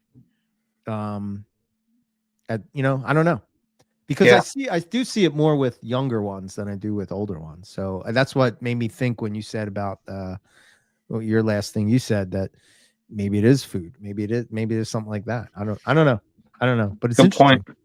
Yeah, it's the kind of stuff I like. It's the like figuring out the. And we don't know what phase of the moon they were captured under, and that could listen, be a part of it. What I can either have the hunt of finding a snake or just learning about a snake. tinkering. Yeah, I got it. So yeah, I'm gonna go with the learning. Yeah. All right, so I want to talk about some of your IJs real quick. Like, my precious. Yeah. Those my babies. It's like, this one stood out to me. What's going on with this one? It's a Papuan or it's an IJ. That one. So that's a proven breeder male, wild caught. And sadly, I have to check my notes because he's stayed kind of light like that. I don't know what I did with his offspring. Like, I didn't breed him to anything special per se, like it was a normal female, but I didn't keep tabs on where those babies went, what I did with them. At least I don't think so. I'll just have to look at like my notes and my receipt book and see, because it would be nice to see what his offspring turned out to look like. But yeah, that's one. His I don't know, it's kind of like a cream color. His black is even, kind of unique in its way. It's not so shiny. Yeah, you see kind of get some color in the saddles here where your thumb is. Yeah. Yeah. It's it's funny because there's a lot of projects, that I plan on pursuing and focusing and really dialing in on. And this year I should be breeding quite a few different pairs and hopefully have more information. Okay. It's weird. We will have to talk, Steven, because I need. It's weird. It's weird because I need to build my IJ collection back up. Looking at this animal, I thought you were going to say this is somehow a Hannibal line animal, because that's where immediately my brain went, because that's how long I've been out of this. That I'm like, oh, clearly that looks like Hannibal, and you're like, wild caught. I'm like, never mind. So, yeah, the thing that did you go mute, Owen? No, I'm right here. Oh, I'm sorry. You were talking and I was waiting. No. I'm sorry. You were about to. I thought you were done. I'm sorry. Wisdom. I was waiting for the nugget. The nugget of wisdom. It didn't be come. waiting It a long just got time. Confused. Yeah. I thought I was going to get points for saying the words Hannibal. Like, Yeah. and I got nothing. No, you did get points. I didn't. I wrote it down in my book. All right, fine. Owen, $5 bonus. Goddamn right. 2 thumbs up. Yeah. You know, the thing I like about the thing that stood, I mean, the cream color is, well, 2 things that I noticed when I was looking through your stuff. One, it's kind of crazy how variable that they are. Am I wrong in saying that? Yes. Like, no. Very, very variable. Right. And the second thing, I love the black stripes on the labial pits. To me, they get that chunky head, and that, oh, dude, they're so cool. I mean, we have a rare opportunity here, Steven. I will be at Eric's tomorrow. How much do you want to send me to steal some of the melanistics? Like, I know where they are. He's shown them to me, and they do nothing for me. That's unfortunate. Yeah, I mean, like, you know, you can Venmo me some money. We'll figure whatever he feels proper for 3 of them, and I bet you I could sneak 3 of them out of the house. I'll get you some coastal carpet pythons. There you go. Now we're talking. That might do it. Yeah, we will talk melanistic before the show's over for sure. Yes. Yeah. Then there was this one, which I just love the orange. Like, holy hell, completely different than the other one. Yeah, I love it's so clean. Exactly. We're gonna make Owen and IJ guy by the end of this episode. I just got back on the coastal people's good side. Like, why are you doing this? Well, it's funny because we used to say come to the dark side. Like, that was such a thing. Like, come to the dark side for IJs. Yeah. And now it's like come to the side that, like, we got new blood, we got lots of options, we got orange, you name it. Yeah, you did kind of toe under the jungle people pretty quickly with that. Which, do you know how many T-shirt designs we have that say "to the dark side" or "I'm a dark sider" or something like that we never released? Like, I have them all on my computer. Yeah. So yeah, I'll take one. I am. Eric's going to announce his project with that dark side. Yeah, right. That's what I should call it. I mean, I don't know why we're not. Yeah, good idea. So, thank you. So yeah, the orange just stands out to me with this one. Holy hell, man! Is this wild or is this? Yeah, that's another wild caught. She'll have her first opportunity this year, and I'm kind of between using that male to her or a different one. Like, I have a few options. We're getting close to me having to nail down what's going to go to what. Yeah. And I won't do because I'm not messing with any known morphs. Like, you could breed a super zebra to a female and then a normal to, a super zebra to a normal. And then you could also back it up with a normal male and you'll know who the dad is, right? Any zebra is going to be the super zebra baby. Any normal is going to be from the normal male. Right. With the exception of Partho and all that other junk. But, with these guys, I'm not going to do backing them up with other males and multiple males. But in terms of, like, what you were asking, how the variety of them and the difference, it's interesting because, like, you remember the ball python craze when everything started getting imported and it was like pastel was the thing before like really anything else. Like, and there weren't all the morphs that are known today. The 4-gene, 5-gene animals. Yeah, exactly. And so, like, look at yellow belly. Like, how subtle was that? But how different was it that somebody noticed it? Yeah. To say, hey, let me put that with something else. And whoa, it makes something crazy. Hey, let me put 2 yellow bellies together. Whoa, I get an all white snake. And so I've been talking with a lot of people who have, some of these old school IJ lines that we've known. And I've been following, like, ancestors and some of the history and looking at things. And I'm like, I think there's a few more things at play. Like, sure, there's a chance that there's a genetic mutation involved, right? But there's also just the variability of how they look and, tying in, is it a locality thing or not? Yeah. Right. Like, Moluccans apparently are all pretty much heteroxanthic. Like, that's, and is that because of where they capture the Moluccans at. It's just that population that they're plucking them from. Probably. It happens to be axanthic. Or is it that's how they run in the wild? And even on a broad spectrum, all the Moluccans are going to come in that way, or a majority. Right.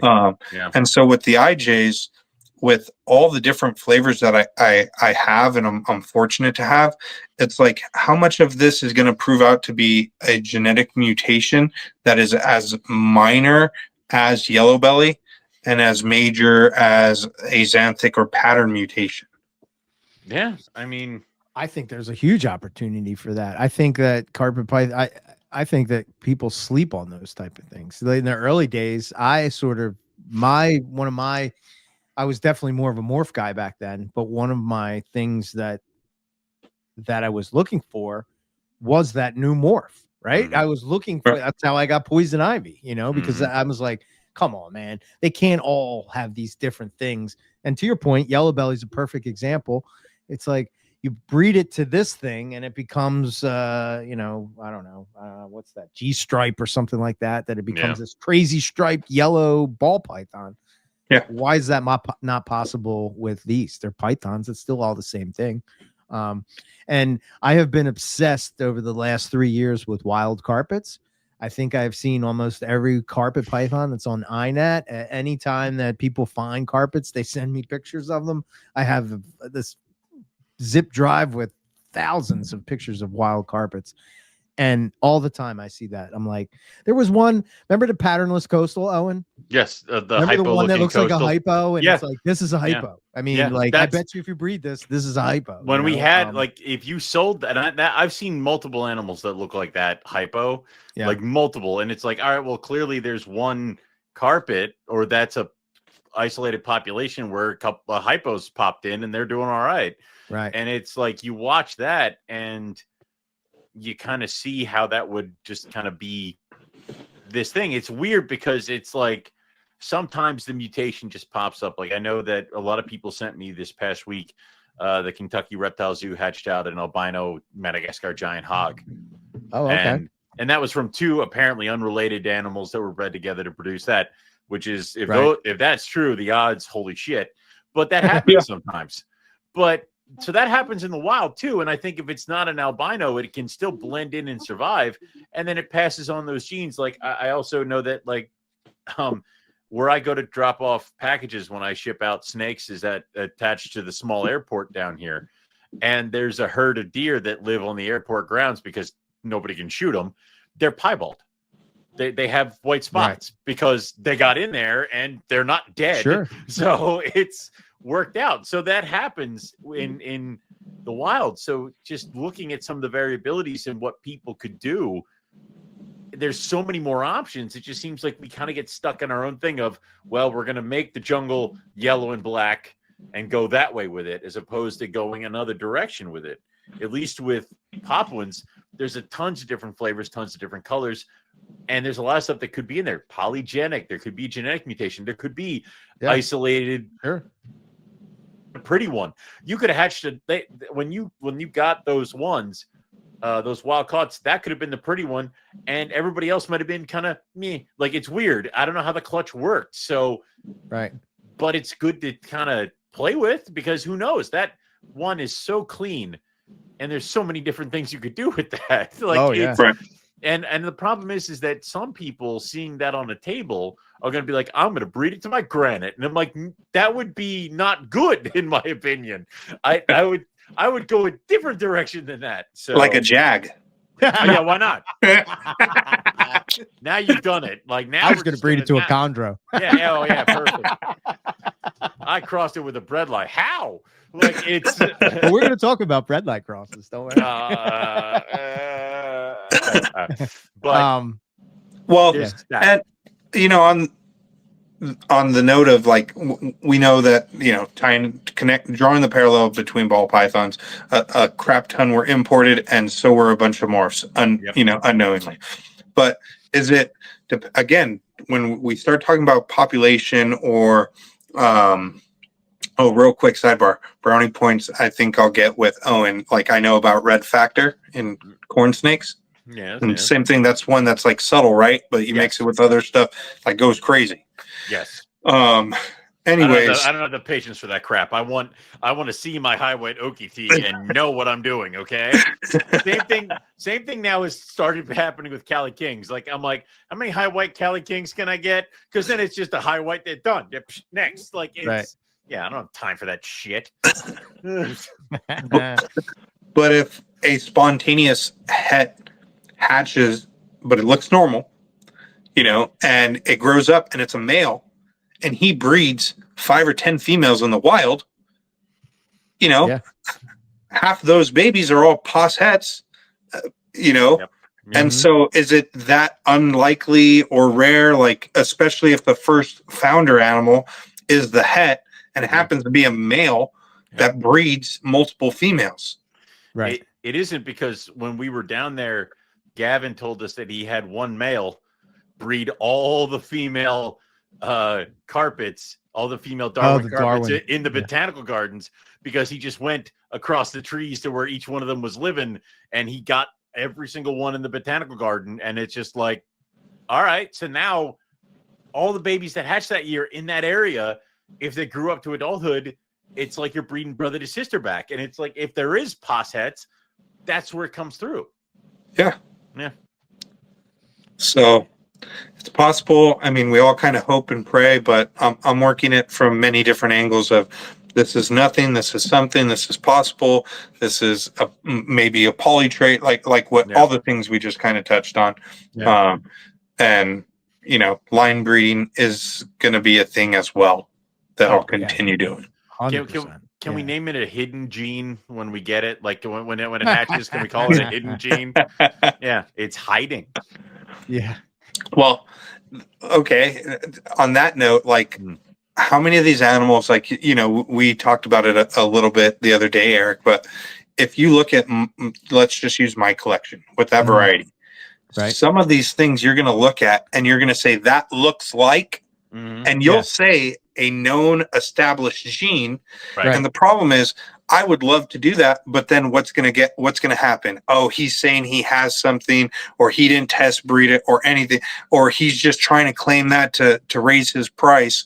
Right. And it's like, no, I'm just trying to describe what it looks like. Yeah. Like, I was hesitant to describe, my animal that's kind of high black with a really thin pattern as kind of pinstripey, kind of spider ball python-y, that mix, because I don't want someone to say you're calling it a morph mutation when I'm just trying to describe what I see. Yeah. Right. And that happened a lot back in the day. That's the problem, is that people used to yell at me about this all the time. I would, because there were multiple times where breeders back in the day used to post on their website, they'd have a list of all the animals they were breeding, and you went through, and the problem is that they kind of did the same thing that you were talking about. They describe what they were looking at, and they'd give it a name just in case something happened, because then they can claim it down here in the bottom. But sometimes people took that information and ran with it. One of my favorites is Caponetto had a tri-stripe that couldn't link back to Balin, so he called it a liger. And he bred that, and people were like, it's a new line of tiger. It's like, no one said that. Like, no one said that. Like, it was that whole thing. And I remember Platinum, I remember Spider, I remember a bunch of different things that turned out to be nothing, but that people were chomping at the bit as a potential new morph. You remember his blue IJs or blue carpet pythons? Yes. Yep. I do. I wish more came of that, but I wish that, looking back at it, there were a lot of high yellow coastals that I wish had actually been line bred, populated, and become high yellow coastals. There was high gray, like stone slate gray in coastals. Yep. We've seen what Darren did with white coastals. What the fuck? Why did we miss that train? So it was all here. Well, because we bred them all to tigers and jags and everything else under the sun. Right. No vision. People didn't have vision. Right. Yeah. So it's like you're hoping that with IJs, people have learned from the mistakes, and you will eventually see like these cream colored, bright orange IJs. Like, Right. like it's there. The building blocks are there. So yeah, like this one is, this was the last one. Well, I had two more that I was good, but this one was completely. I just went for like the looks are completely different. Jesus. It's this more looks like what something I would see in captivity. But is this wild or is this? That's a wild caught female, and Right. what's oddly enough, she's what I would say is my most wild type looking normal IJ. As crazy as that sounds, Right, right. Like, but when you see her at face value, not the picture's not altered. I'm not doing any funny business, nothing like that. But like when you see her in person, you're like, yeah, that's a normal IJ. Mm-hmm. But then you like look at her closely, and then you're like, but she's got some differences, like this hue, this. Yep. Yeah. And yeah. I think of like, again, like if I'm going ball python thinking like, how like you look at the belly along the side, I just would like learn what they would look at when they would see imports and like kind of look for the similar thing, similar to what you said earlier. It's like we see these genes pop up in pythons that go across pythons. You have a jag in retics, and you have a jag that's in carpets, and you have a jag that's in ball pythons, and I'm sure there's a jag in boas. everything. Yeah, You know what I mean? Everything. Right. So, Yep. you got albino, you got hypo, you got exantic, you got these genes that are like, yeah, they show up in a lot of different species of snake. There's a jag in horses. Jeez. Oh God! Like paint horses. It's called an Overo paint horse.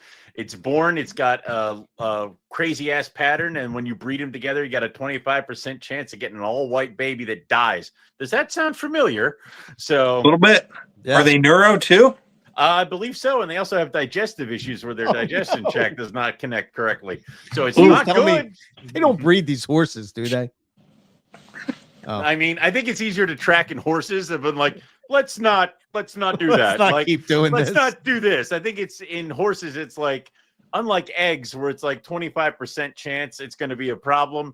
It's like with eggs, it's kind of spread out. With a horse, it's like, well, that means that the breeding for this year is shot. Like maybe maybe we try to do something else here. So Yikes. yeah. Okay. Yep. And then there's this one. Yep. That looks like a jungle to me. That looks like a Palmerston jungle. Yeah. And that's a wild kind import. Yeah. That's one of the newest imports. Oh, nice. Yeah, that was really cool. But that batch, because some of them came in kind of on the lighter spectrum and some came in like that, their black is so rich. Yeah.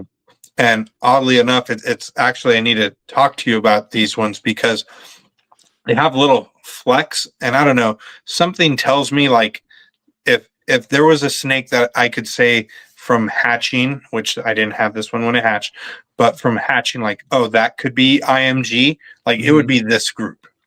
Oh, really? Because that black is different, and then the kind of specks in that yellow gold that you'd call it. I don't know. It's also, I think what helps me, so to speak, is I've seen a lot of them now. And I look closely. I'm looking at everything. I'm looking at their tongue, their eyes, their belly. I'm doing just about everything except cutting them open and looking at their insides. Right. Mm-hmm. Yeah. And so you start to see things and you're like, okay, that's a little bit different. And I've learned to note it, like, because some things disappear or change. And so if I see it, I'm just noting, like, it could be the smallest anomaly. I'm just noting it, Especially with animals that are this small, you're going to have changes as they grow. Even if it was just a normal, So yeah, that was a cool one. To be just a normal and keep that black and that yellow keep getting better. Yeah, that'll be a sweet snake as an adult. And then you're going to say, "That's a jungle, you liar." yeah. Right? Yeah. All right, let's talk melanistic.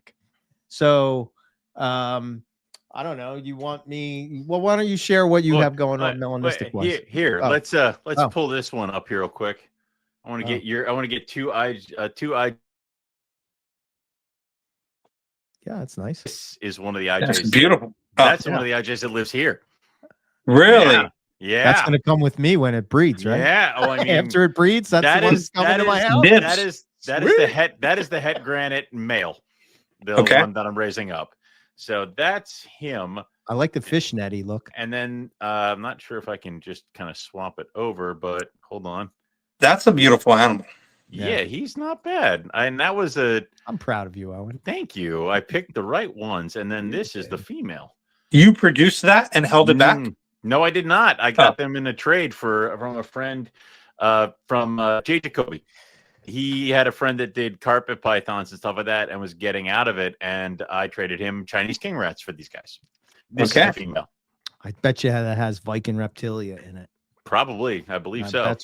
Yeah. So we're going to have to touch on the Chinese king rats. They're horrible. I mean, not horrible, but they're large. They're large. What else is there to say? Pretty much. On that note, is they're being imported? Like you could get those wild caught, and to see some of the videos that some of these dudes will post online, it's literally a room, and you walk in, and it's 50, 60 different clutches of eggs. Yep. And it's insane. And a part of this is they're breeding them to eat, for the meat and for cobras and for other stuff. Yeah. Oh, I saw this video. Yep. That's why they became popular. And there have been so many mutations just popping up out of nowhere because they realized that they could sell the weird ones. And because they have such a huge color change from babies to adults, when they hatch and they're weird looking, they just pluck them. And some of these morphs, I was looking at one the other day. They said it was like some sort of it was a devil eye morph. It's a black axanthic, so it's got black silver, but it has red eyes. And I'm like, that thing looks possessed. Wow. King rats look pissed off on a good day. Yeah. And now you've given it like Darth Maul looking features. Like I can't do this. And there have been so many. Like somebody made a poster of the mutations.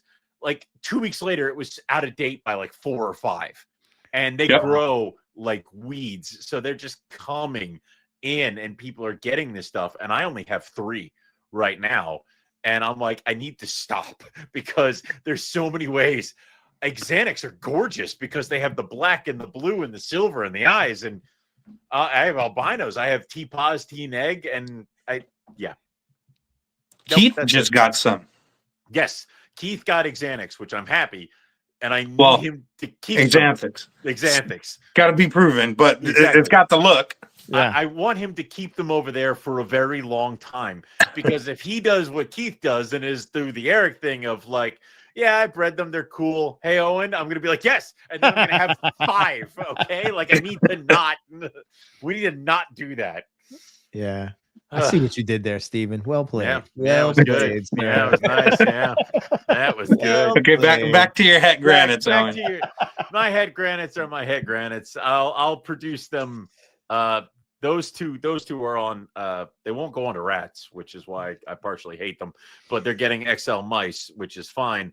But then I have another pair from Crystalemi that are like original line, so they look like you would normally imagine a wild caught IJ. So seeing the contrast between those two and other two that were bred for morph and color and stuff like that, and that the two of them are siblings and look drastically different, is really kind of cool. So I'm excited to see what the granites will look like out of them. Mm-hmm. But yeah, after I cross off the list, maybe get a couple granites under my belt, I'll drop them off at Eric's. So and then I'll give you an Axanthic granite. Yeah. But if he doesn't want to even breed them, maybe they should come to me. I mean, there are options. Like there are options. There are options. Like, it'll eventually get to that point where I've crossed off the IJ thing on my list, and then it's going to be, well, I need more room for coastals, so get out. So that will be they'll eventually hit a chopping block. Or I need more room for white lips or scrubs or Timors or what the hell else is going on over here? Angolans, Dunai, Savu. He's trying to be Ryan and Nick. I've broken Owen. Yeah, Harry. I have to both. Can we touch on real quick the you said they won't switch to rats? Yeah. And I feel like, I mean, between the 3 of us, we probably have different methods and things that we've tried. Yeah. But for, the newer ones in the community who are struggling and they have no idea what to do, Yeah. I mean, what have you guys done to try and switch them to rats? I have done nothing to try to switch them on the rats. Okay. I don't care. But Okay. it's also they're Papuans, and my adult male Darwin, my albino, he's a mouser. He's been a mouser his entire life. He is the size of what you would expect a healthy Darwin to look. He just gets XL mice. An XL mouse, a retired breeder mouse. It's the size of a small weanling rat. Like it's okay. If I wanted them to get bigger, like a main concern is probably the girl. If I could get her onto rats, I'd be happy. Right now, she eats chicks and she eats mice, so I don't really care too much. She's gained a good amount of weight. I imagine she's going to keep growing. It might just give me it might take a little bit longer to get her up to breeding size. What I would like to do, or what I will do, is I will put them down for cool down winter and then offer them rats when they come up. And be like, you haven't seen food in a while, here you go, and see if that works. Because that has worked for me in the past with other animals that were kind of hooked on mice or chicks or something like that. So that is what I would do. But also, I've gotten to the point where I don't care what you want to eat. I'm good with just the fact that you eat. So here you go. Yep. That's why two of my roughies eat quail. Don't care. Here's quail. I have to be honest. I haven't had a problem with switching a carpet over from mice to rats in such a long time. Mm-hmm. And I kind of think that issue, I'm not saying that it's not an issue per se, that carpets can be picky about certain things. Cause yeah, that's probably true to a certain extent, but, I don't know. I think because of the way I feed that the food, they don't care what it is. You know what I mean? Like it's like I'm not feeding every week. Right. So I've not had that. So I think sometimes that people fall into this situation where they're feeding like on a schedule and the snake's like, I'm just not hungry. And it's like, is that when they're trying to switch it over? You know, I don't know. I've had it more out of all the species that I've struggled with. It's always been jungles that have been the picky ones, in my opinion. But yeah, I mean, it's. I also say very mean. And albinos, they're terrible. Yep, albinos. I also say very, very mean things about them while I'm in the snake room. So that might be something that they're not switching over because I've said things of like, you know, as soon as you're done here, you're going to Eric's or something like that, and. You know, a lot I feel of that. Like yeah, right. I open the bin and be like, I can't love you. It's like, yeah, there's a lot of stuff like that. So, all right, we may have to talk, Owen. Okay. I think that maybe that has to do with, I don't know. I guess my go-to with switching over would always be, you know, like wash it off, Dawn soap, you know, things like, you know, put it in I used to put I would get a bag and thaw them out and kind of put the rats and mice in the same bag so that shake and bake. Yep. That kind of thing. Yep. Yeah, that's really the only thing that I've had more struggles with them just not eating rather than switching. What's your experience, Steve? I mean, you guys are going to make me sound like a psychopath if all you're doing is washing and shake and bake, but those are the first two. But I mean, wild caught or usually for wild caught don't have an issue with switching them. You know, they're just kind of hungry. Okay. And I'm not worried about it until, you know, that time. Gotcha. But it's the same thing, been jungles usually. Mm-hmm. But I've done the full blown like leather face thing where you're getting. Oh my God! I know what you did. Yeah, I know. Wow. And so, well, hang on, because the first time I did it, I was threading these things with like a needle and thread, and then the person who told me to do that, when I told them, they're like, "You psychopath! You're just supposed to just tie the thread around them. They're dead. Like you don't need to leather face it." And I was like, "Oh my gosh!" Because I'm over here gagging and like this. thinking, I'm questioning myself, like, am I a psychopath? Like, I'm being serious because it's not good. Like, it's not normal. No, but you're over here like, I got to do it for the snake, and I'm there, and it was not fun. It wasn't. Bad, man. Holy but shit. Then after now that I've learned, right, I just tie thread around. I can just see me sitting in the basement doing that, and my wife comes down and I'm in a minute. What's up, babe? Mom, I told you not to bother me when I'm cleaning my room. I just imagine Dory coming down. What the fuck are you? Don't get in here. Goodbye, not while I'm doing important reptile things. Oh man. Oh God. So, but again, see, I'm willing to fall on my sword and tell you guys, you newer keepers, you don't need to actually thread it through. You could just tie it around. Right. Yes. This is so much easier. I mean, we've had that because I remember my first clutch when they weren't feeding, which I bet you I jumped to that conclusion way too fucking quick. I remember getting the pinky pump out and trying to do that. And we're talking like the serrated disc and mouse guts are coming out the back and side. I'm like, I hatched an Arizona mountain king snake. She's not feeding. So I decided to start force feeding her. I took a mouse tail, put it in her mouth, and she went, oh, and just started.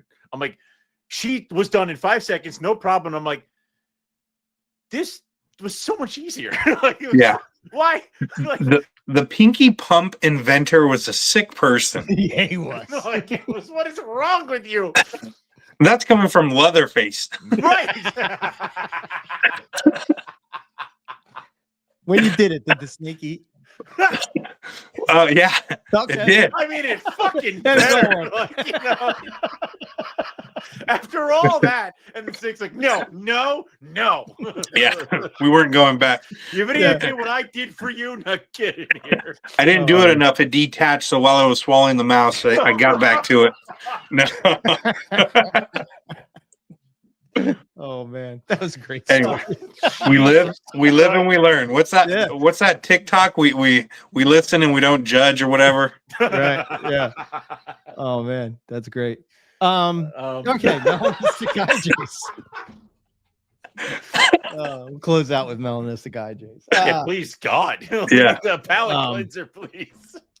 Well, what do you got? You want me to? I don't know. How do you want? You go ahead. Talk about what you got. I want to go first because I feel you're further along. Okay. All right. So in 2012, I was given an IJ, as I was told, in a brown paper bag. Might as well have been a dope deal. He hands it to me and he's like, it's an IJ and I've had it for 13 years. So the math checked out to be that it was like 1999 that it would have hatched or something of that nature. Okay. And that would have been Diablo, what I named him. Yep. He was dark as heck. My friends, I open the bag, show them they're into reptiles, and I'm like, ugh, that's a hideous carbine. Shut your mouth. He's gorgeous. And for me, I'm like, yeah, he's probably in shed. He's just got a shed. Like he's in a really dark shed cycle. Like that's what I'm thinking. Right. And then he sheds, and I'm like, yeah, he's really dark, but like really beautiful, like really unique. Yeah. You know, his pattern is like, it's black on black. And anyone who's seen the pictures of Diablo, he was a unique snake and one of those ones, because there's been a few now that have been, you know, this melanistic look.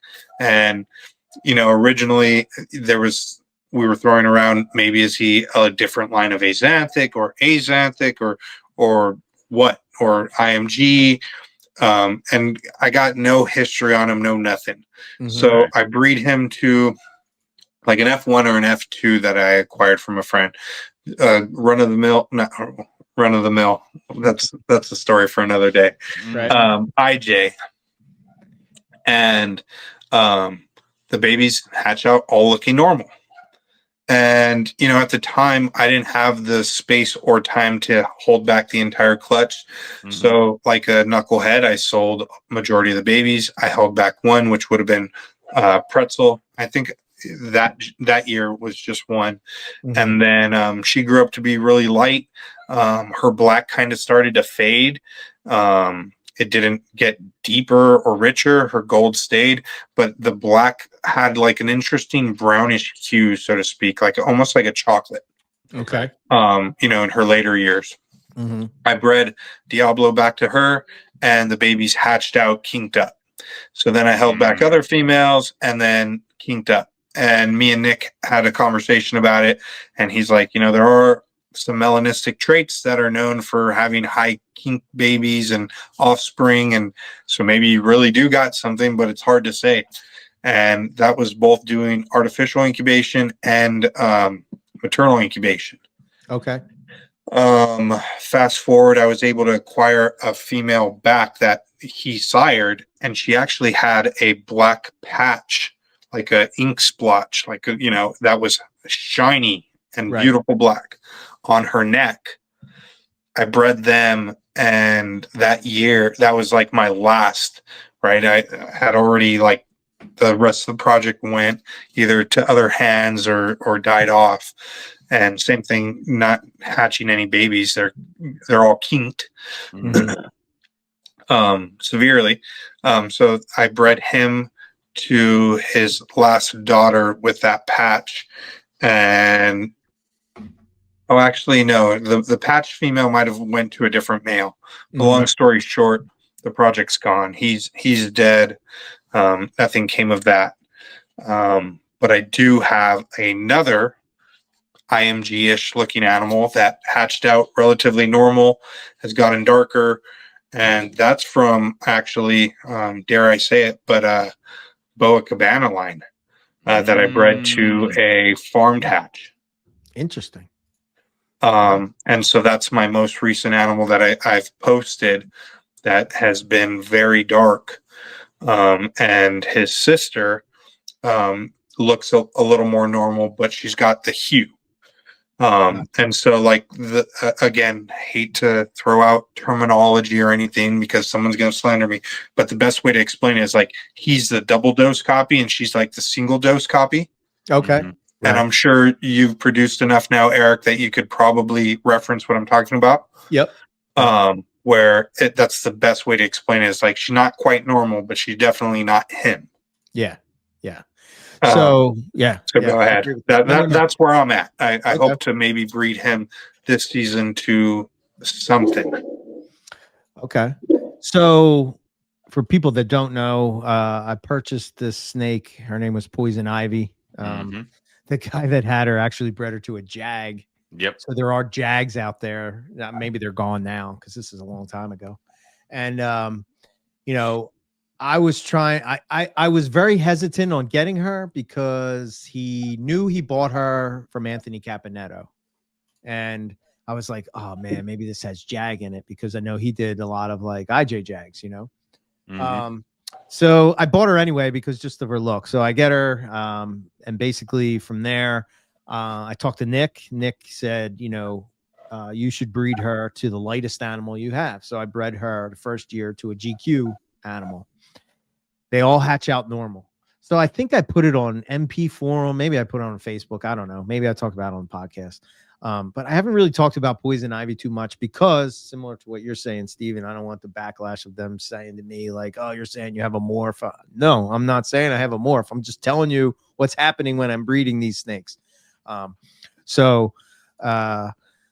Fast forward a little bit. I have them. I hatched them. They all hatch out normal. And I was like, well, that's a kick in the nuts. I'm like, oh, man. Oh, great. Yeah.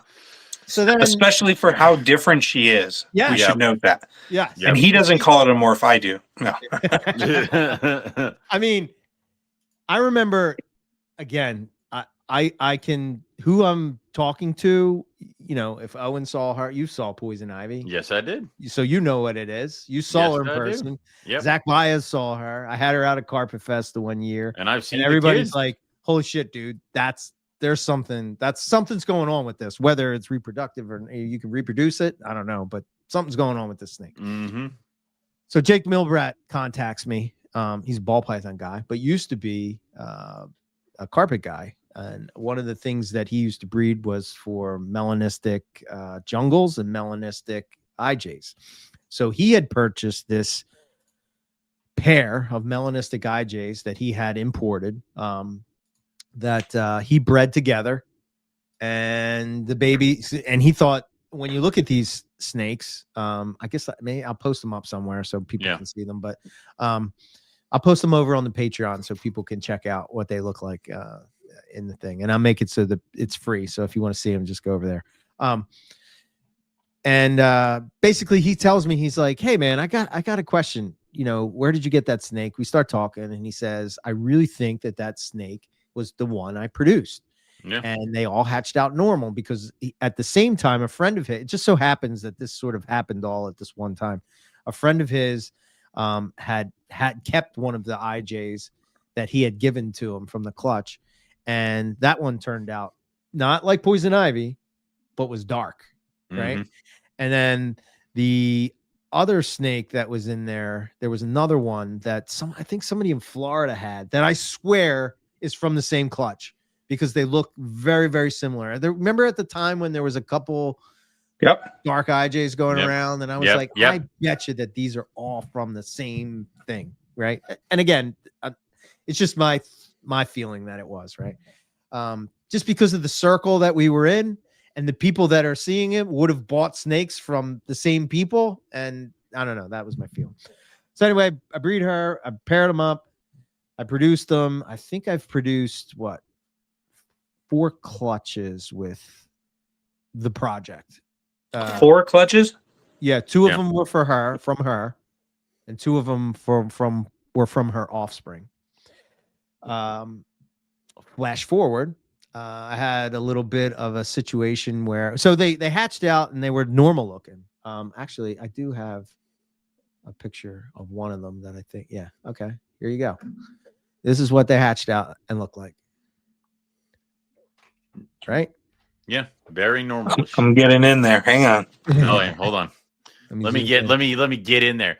I think the main thing is what we always used to talk about was how much black was on the head stamp, that it was virtually almost gone, and the black around the pattern and the neck. Yeah.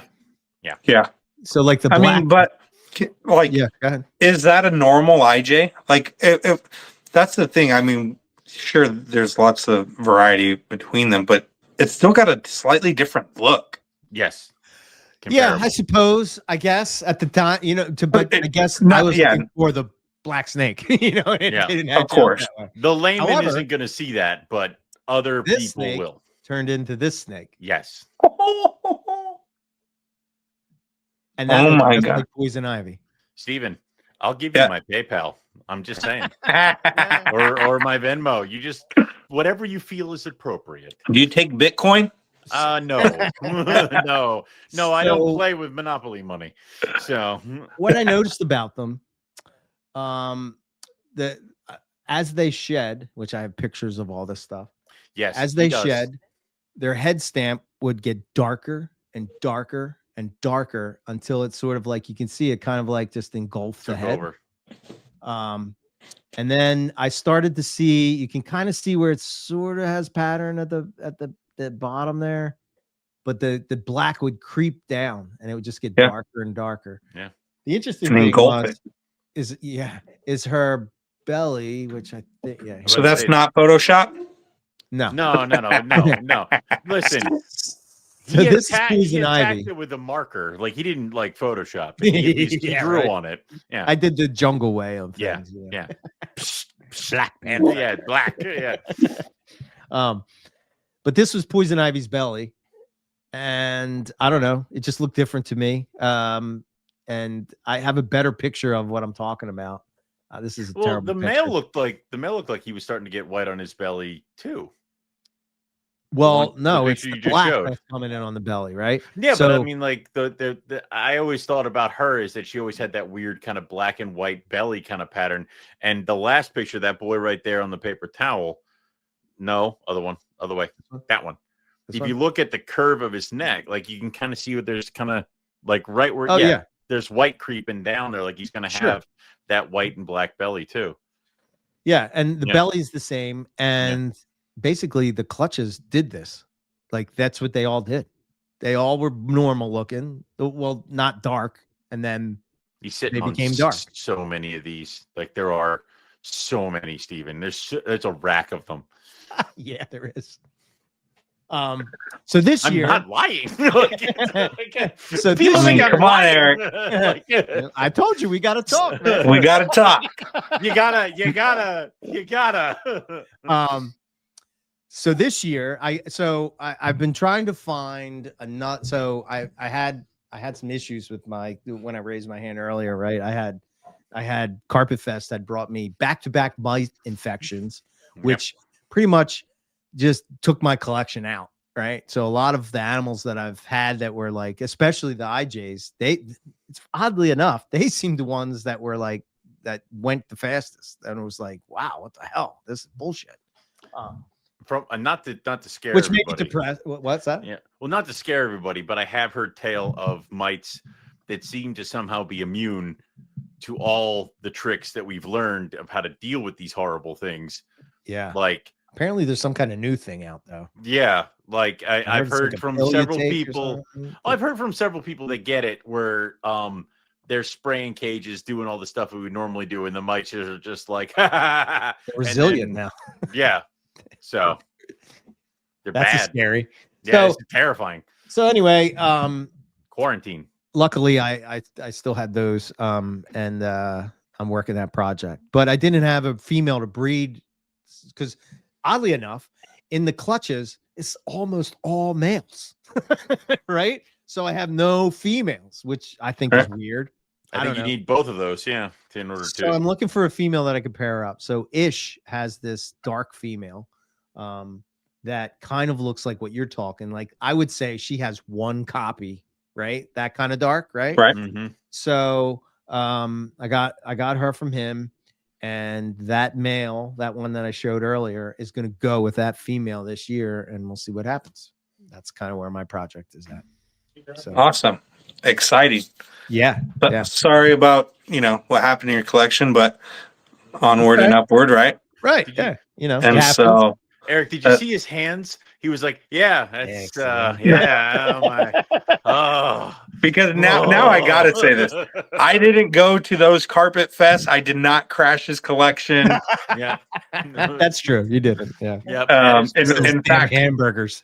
Yeah. To touch on that, it's funny because I know you could really relate, like seeing each other's stuff. Like, and we had the conversation about when Diablo and Poison Ivy were both around, like doing a breeding loan. Yeah. But we both wanted to breed them and try and figure it out first. Right. And then it never happened. But one of the things, is I often see someone else's cool snake collection, specifically carpets or even IJs, and I'm like, damn, like I'm jealous, but not in an envious way, but rather like that's cool, but good for them.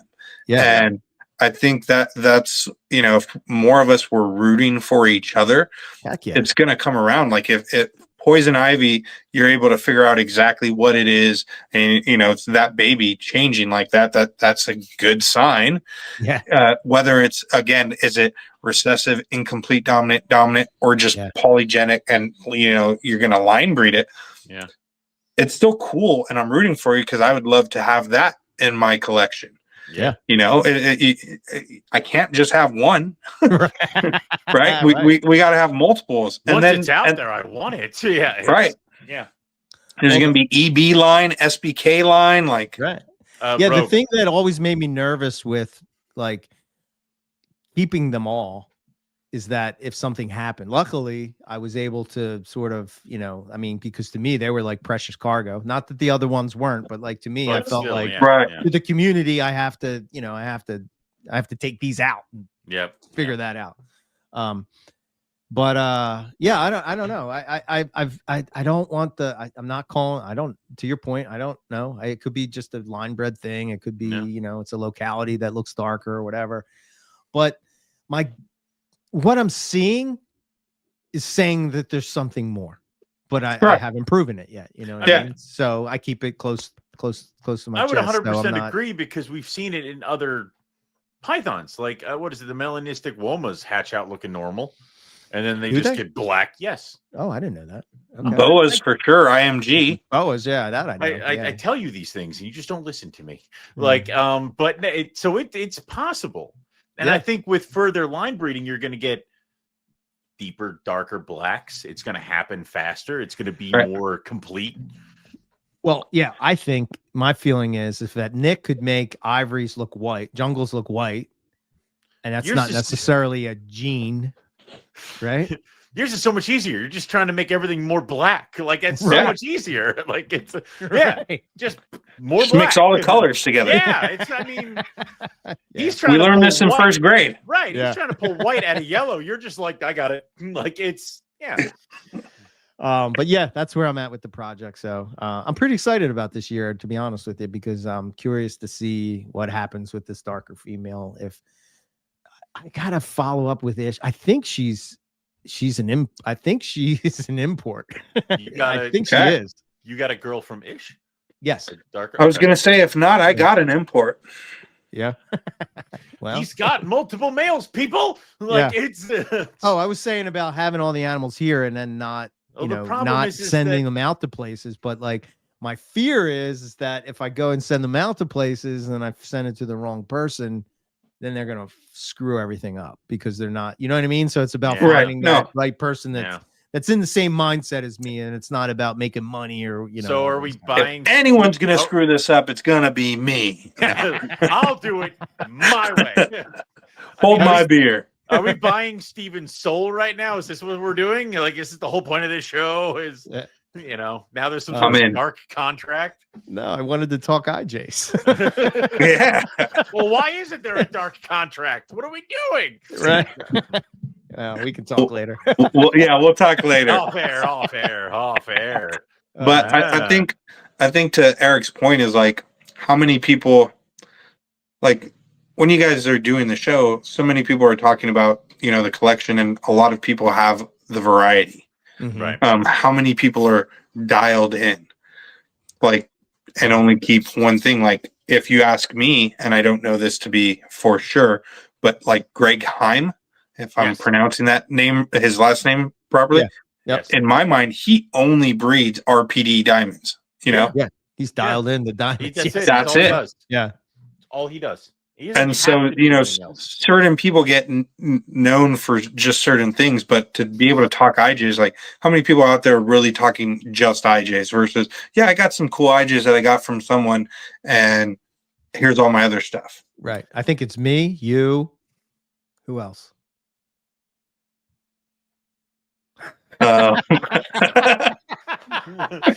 You can say it. There's a couple. I'm firmly in the other camp of I got a couple, but look at this Timor python. No, I know. I just throw a blanket. I'm probably forgetting somebody. We're like, what about me? Somebody's screaming their head off. Yeah. Craig Woods over in the UK. Yeah. You know what I mean? Yes. Look at what he's doing with IJs. You got who's the ones that have that weird. Craig's my buddy. That's the run of the mill joke. Yeah. Craig is a good guy. I like Craig. Paul Sorensen. Yes. Yeah. Yep. There's a lot of people out there that do it, but I don't know. There could be more. There's a lot of room. I think now that we're back doing NPR again, I think we are. I didn't tell you. Yep. We are. Surprise. I definitely have to bang the IJ drum again. And get that going again. Yes. All right. I want to renegotiate my contract. Again, if we're gonna do this crap all the time again, like I want a smattering of some coastal shows, Well, you know me, I love all carpets. All right. I'm just I do saying. have a favorite. Just saying. I want Jason Bailey to come back and he'll yell about a bunch of things, all coastal. So my goal not is true. My goal in life is to breed all of the carpet pythons and to see all of the carpet pythons. The one that worries me the most is the one I want to see the most is the IJ and going to Papua New Guinea. Yeah, that one's gonna be a little difficult. It'll be a difficult one. But you saw Varigata, we saw Darwin's. Like, I guess it's close the same. enough, but it's not the same. I was gonna say, why does it scare you? I mean, but how close why does are it scare me? Yeah, cannibalistic tribes. Yeah, yeah. Okay. Yeah, Yeah. war torn nations. Makes me a little nervous. Yeah. Yeah. How far are you? Because you've done IJs, you've done Darwins, you've done jungles, you've done Who? Me? yes. Oh, I'm going through your stuff because I haven't done the winter breeders, the summer breeders. I mean. Now, do we want to say Spring have breeders. you done coastal? Yeah, Or I've have you coastal. done no, but have Well, you done I guess not. I don't know. I need a Brisbane in order to do it. You're right. Yeah. Screwed you. I was like, what's he talking about? Yeah. You got me, Owen. There was a book. There's a book that says no. Yeah. Some of us have done both. So the last thing I wanted to end with is tell me about what do you think about this snake, Owen? Pretty? There's a trap here. There's a trap here somewhere. No, what do you think? It's a jag. You like it? No, I don't like it. No, what is this? Oh, that's What's a shame. happening? Okay. It's a carpet python. What is it? There's no IJ blood in it. It's a coastal. It has coastal in it. It's a jag. What about that one?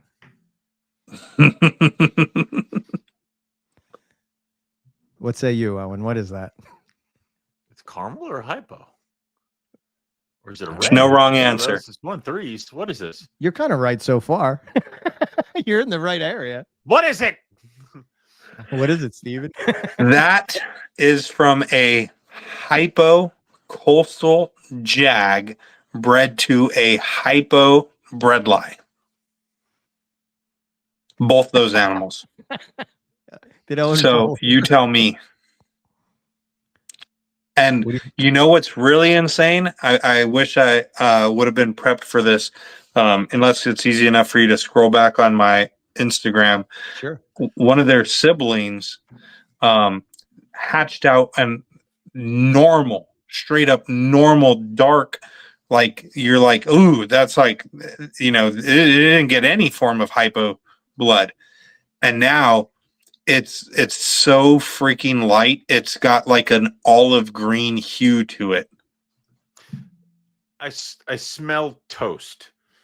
Is that good or bad? Are we supposed to be able to smell toast, or am I having a stroke right now because of what's going on here? Because wait a minute, you said you smell toast. I smell toast. Am I having a stroke? Like it's the SKB Reptiles. I did it again. SBK. You keep butchering that. Oh my gosh. How is it? You don't want anyone to find my IJs. You want me to only sell them to you. Letters. It's 3 letters. There it is. No wonder I can't get it to come up. Duh. I mean, it looks, again, it's very hypo-ish. I don't see the bredli influence. Let's do this. I'll remove this. Okay, thank God. Gonna add. The jag concerned me because it didn't seem 100% right. Like, I'm like, that's not a coastal jag. What are you? Was like, nice though, right? My spidey sense is like, you're not something. What's up with you? It did look very clean. It looked very nice, and the hypo looked very nice. I would like to see how they progress in a year or two to see what the color comes in. That's not a picture. No, okay. It's a video. Oh, yeah. The one I shared from the person who got, again, the normal was straight up normal and dark, but what it looks like now is light. And there's a picture that I posted of his arm holding it. Is it down further, or can you see? I can't see what you're looking at, but yeah, it's probably down. I think I posted it within the last month or two. There we go. Let's see. I didn't share it. Yeah, scroll down a little bit more. Little more. Right there. Shit, what's that? Oh, that's an import. But that one right there. This one. Yep. That hatched out straight up normal. That's a sibling to those two. That one hatched out looking like a dark normal bredli. Wow. It kind of does have a little bit. I can see the bredli influence for sure. Yeah, on that one, it looks weird. It's like it's a children's python. Like, it doesn't seem right, like, color wise. That's cool, man. Yeah, it's almost like got a green hue. You also did you get a bunch of those bredli jag diamond thingies from Casey? I did. Whoa, yes. Okay. The stardust reduced pattern thingies. Yeah. Yeah, those are up just a little bit. Holy hell, dude! Come on. Oh, you've really been off social media. Wow. Look Yeah, at that snake. Like camouflage pattern, but like brighter. Yeah, that's the perfect IJ right there. Wow. Thank you. The wild did it. I had nothing to do with it. Yeah. I put it in a box. Look at that. Holy shit, man. Yeah. That's pretty big too for Yeah. Nice. I love the black orange. Oh, dude. I'll look at that for hours. Hold on. He will. It's going to be a screensaver. See, the problem is now that he's rediscovered you, the entire plane ride, he's going to be like, look at this. Look at this. Look at this. The last time I did that to you, Owen, you wish you would have listened to me, right? Because I was like, why don't you get this coastal? Shut up. Like, no. I don't want to pay attention. I told you about that coastal. Man. I told you about that coastal because you were like, I'm like, look at this coastal. And you're like, I'm like, look at this coastal. And you're like, whatever. And then later you're like, holy shit, look at this coastal. I'm like, that's what I was telling you about. And then you bought it. But I bought it. You didn't. I know you bought it. I know you bought it. Eric's going to say, do you think this animal from SBK Reptiles would look good with a poison ivy baby? I bet you that's why I'm saying key. I'm supposed to say B, but my mouth is going key. SBK Reptiles, not S-key Rep. Yeah. Sorry. The answer to that question is any IJ would look good with a poison ivy baby, especially because the objective here is to get black in there. So I don't really know, more. If you haven't seen them, look them up, specifically in boas. Hypo IMG. I got to do it, man. And then while we're on the note of it, Eric, I got to ask, let's say you prove it to be genetic, whether it's incomplete dominant, or recessive. Okay. And, it's hard to say, you may not want to share, but you got 12 offspring or 20, or you got 2, how do you proceed and move forward? You make a big post, announce it, and then say to the highest bidder type thing, or to close friends who are into IJs? I'll take care of that. It'll be to the highest bidder. I don't know, man. That makes me nervous. I'm being honest, it makes me nervous to be in that seat. Big spotlight. Yeah, it makes me nervous. So this isn't what I wanted anyway. I often ask myself that question and play the game. What would I do? Because it would be cool in many ways, something you're passionate about, IJs, right? And new morph, right? That's cool. Yeah. Whereas, if I produce a new jungle morph, it wouldn't hit the same. Yeah. From a monetary standpoint, it would be cool. But for an emotional standpoint, it would be okay, cool. I keep jungles and I like jungles and I produce this new gene. But for IJs, that would be very emotional for me. In a cool way. Yeah. I think for me, that would be, I would kind of feel I think part of me would feel good, but sad at the same time, because I would think, I know that everybody's going to want this now, and everybody's going to want IJs now, which makes me happy. But why did it take a morph to do it? You know what I'm saying? You know how when a morph comes out, then all of a sudden that species becomes popular by people that didn't look at it before. Right. And I just think of the craziness that ensued from the Panther Jungle project and the bullshit that came along with that. Are people going to be hesitant about it, or are they going to be like, oh, finally a black carpet? Because the people that just breed the crosses are going to be like, fuck yeah. You know what I mean? Yeah. So, and then it's oh man, so they don't really care about the IJ part of it. They just care about the morph, which I guess is okay. You know what I mean? Because I still love carpet pythons, but I guess in a way I would kind of be a little sad that. Yeah. They didn't. I mean, have we already brought a spotlight to IJs? Have they grown quite a bit from just 10 years ago? Yeah. I think absolutely. So. Yeah. I think so. Yeah. So yeah, that's a good thing, but it's kind of it might be the musician in me that feels oh, you're selling out. You know what I mean? That whole thing. Right. So I don't know. I'd probably just call Owen. I'd hang up with him, and then I would call Keith, and I would call Rob, and I would call Nick, and I would call Justin, and get all their input and see what I should do. And then not a fellow IJ guy, you wouldn't pick my brain. Well, second tier. Of course. That's second on the list. Second tier. Name 12 other people. Doesn't even reference me. You're second on the list. Second tier. So he's got to go through that 12, and then you begin the next tier after he's made his decision. Like, come now. Calls Owen the guy who doesn't want to breed IJs. Number one on every list is Owen. I mean, now. Owen is he's my co-pilot. In oh life, yeah, I know. I get it. But but his response. See, here's where I would be heartbroken again. I would be like, "Dude, I fucking did it! Look, it's black IJ. Oh my god, this is insane!" And he'd be like, "Yeah, it looks like a mud snake or something like that." It would be what I would break your heart over is be like, it's about fucking time. It took you 12 fucking years. Like, Jesus Christ, you should be 8 generations deep into this shit by now. Why are we just now having this 30 conversation? Years with Ivory, but me, it's 12 years and I'm a piece of shit. That's funny. He carries that on like it's a badge of honor. But when Eric does it, it's like, it's about fucking crumb time. God damn it. It's But like, I don't know. That's a good question. I might have to ponder that some more. The musician part of you, it's like, you sell out. Yeah, everyone's a sellout, but then you're actually selling out Madison Square Gardens. Who gives a shit? So yeah. Thank you. Guess so. Don't be a sellout. Just mail me one on the house. On the house. Okay. That makes you not a sellout. As long as I get babies from that IJ that ran across the lawn, you're good. There you go. Okay. You're good, brother. We could talk. That's the thing is Eric would get he'd prove out the black IJs, and then he'd start taking trades for trade for all an normals inflow again. of more normals, and he'd be like, "Yay, color!" And it's like, wait. The whole project's gone. Like, it's just, What did he just do? Wait, you want this normal look? Yeah. Look at the orange. What happened to the black ones? Oh, they're all gone.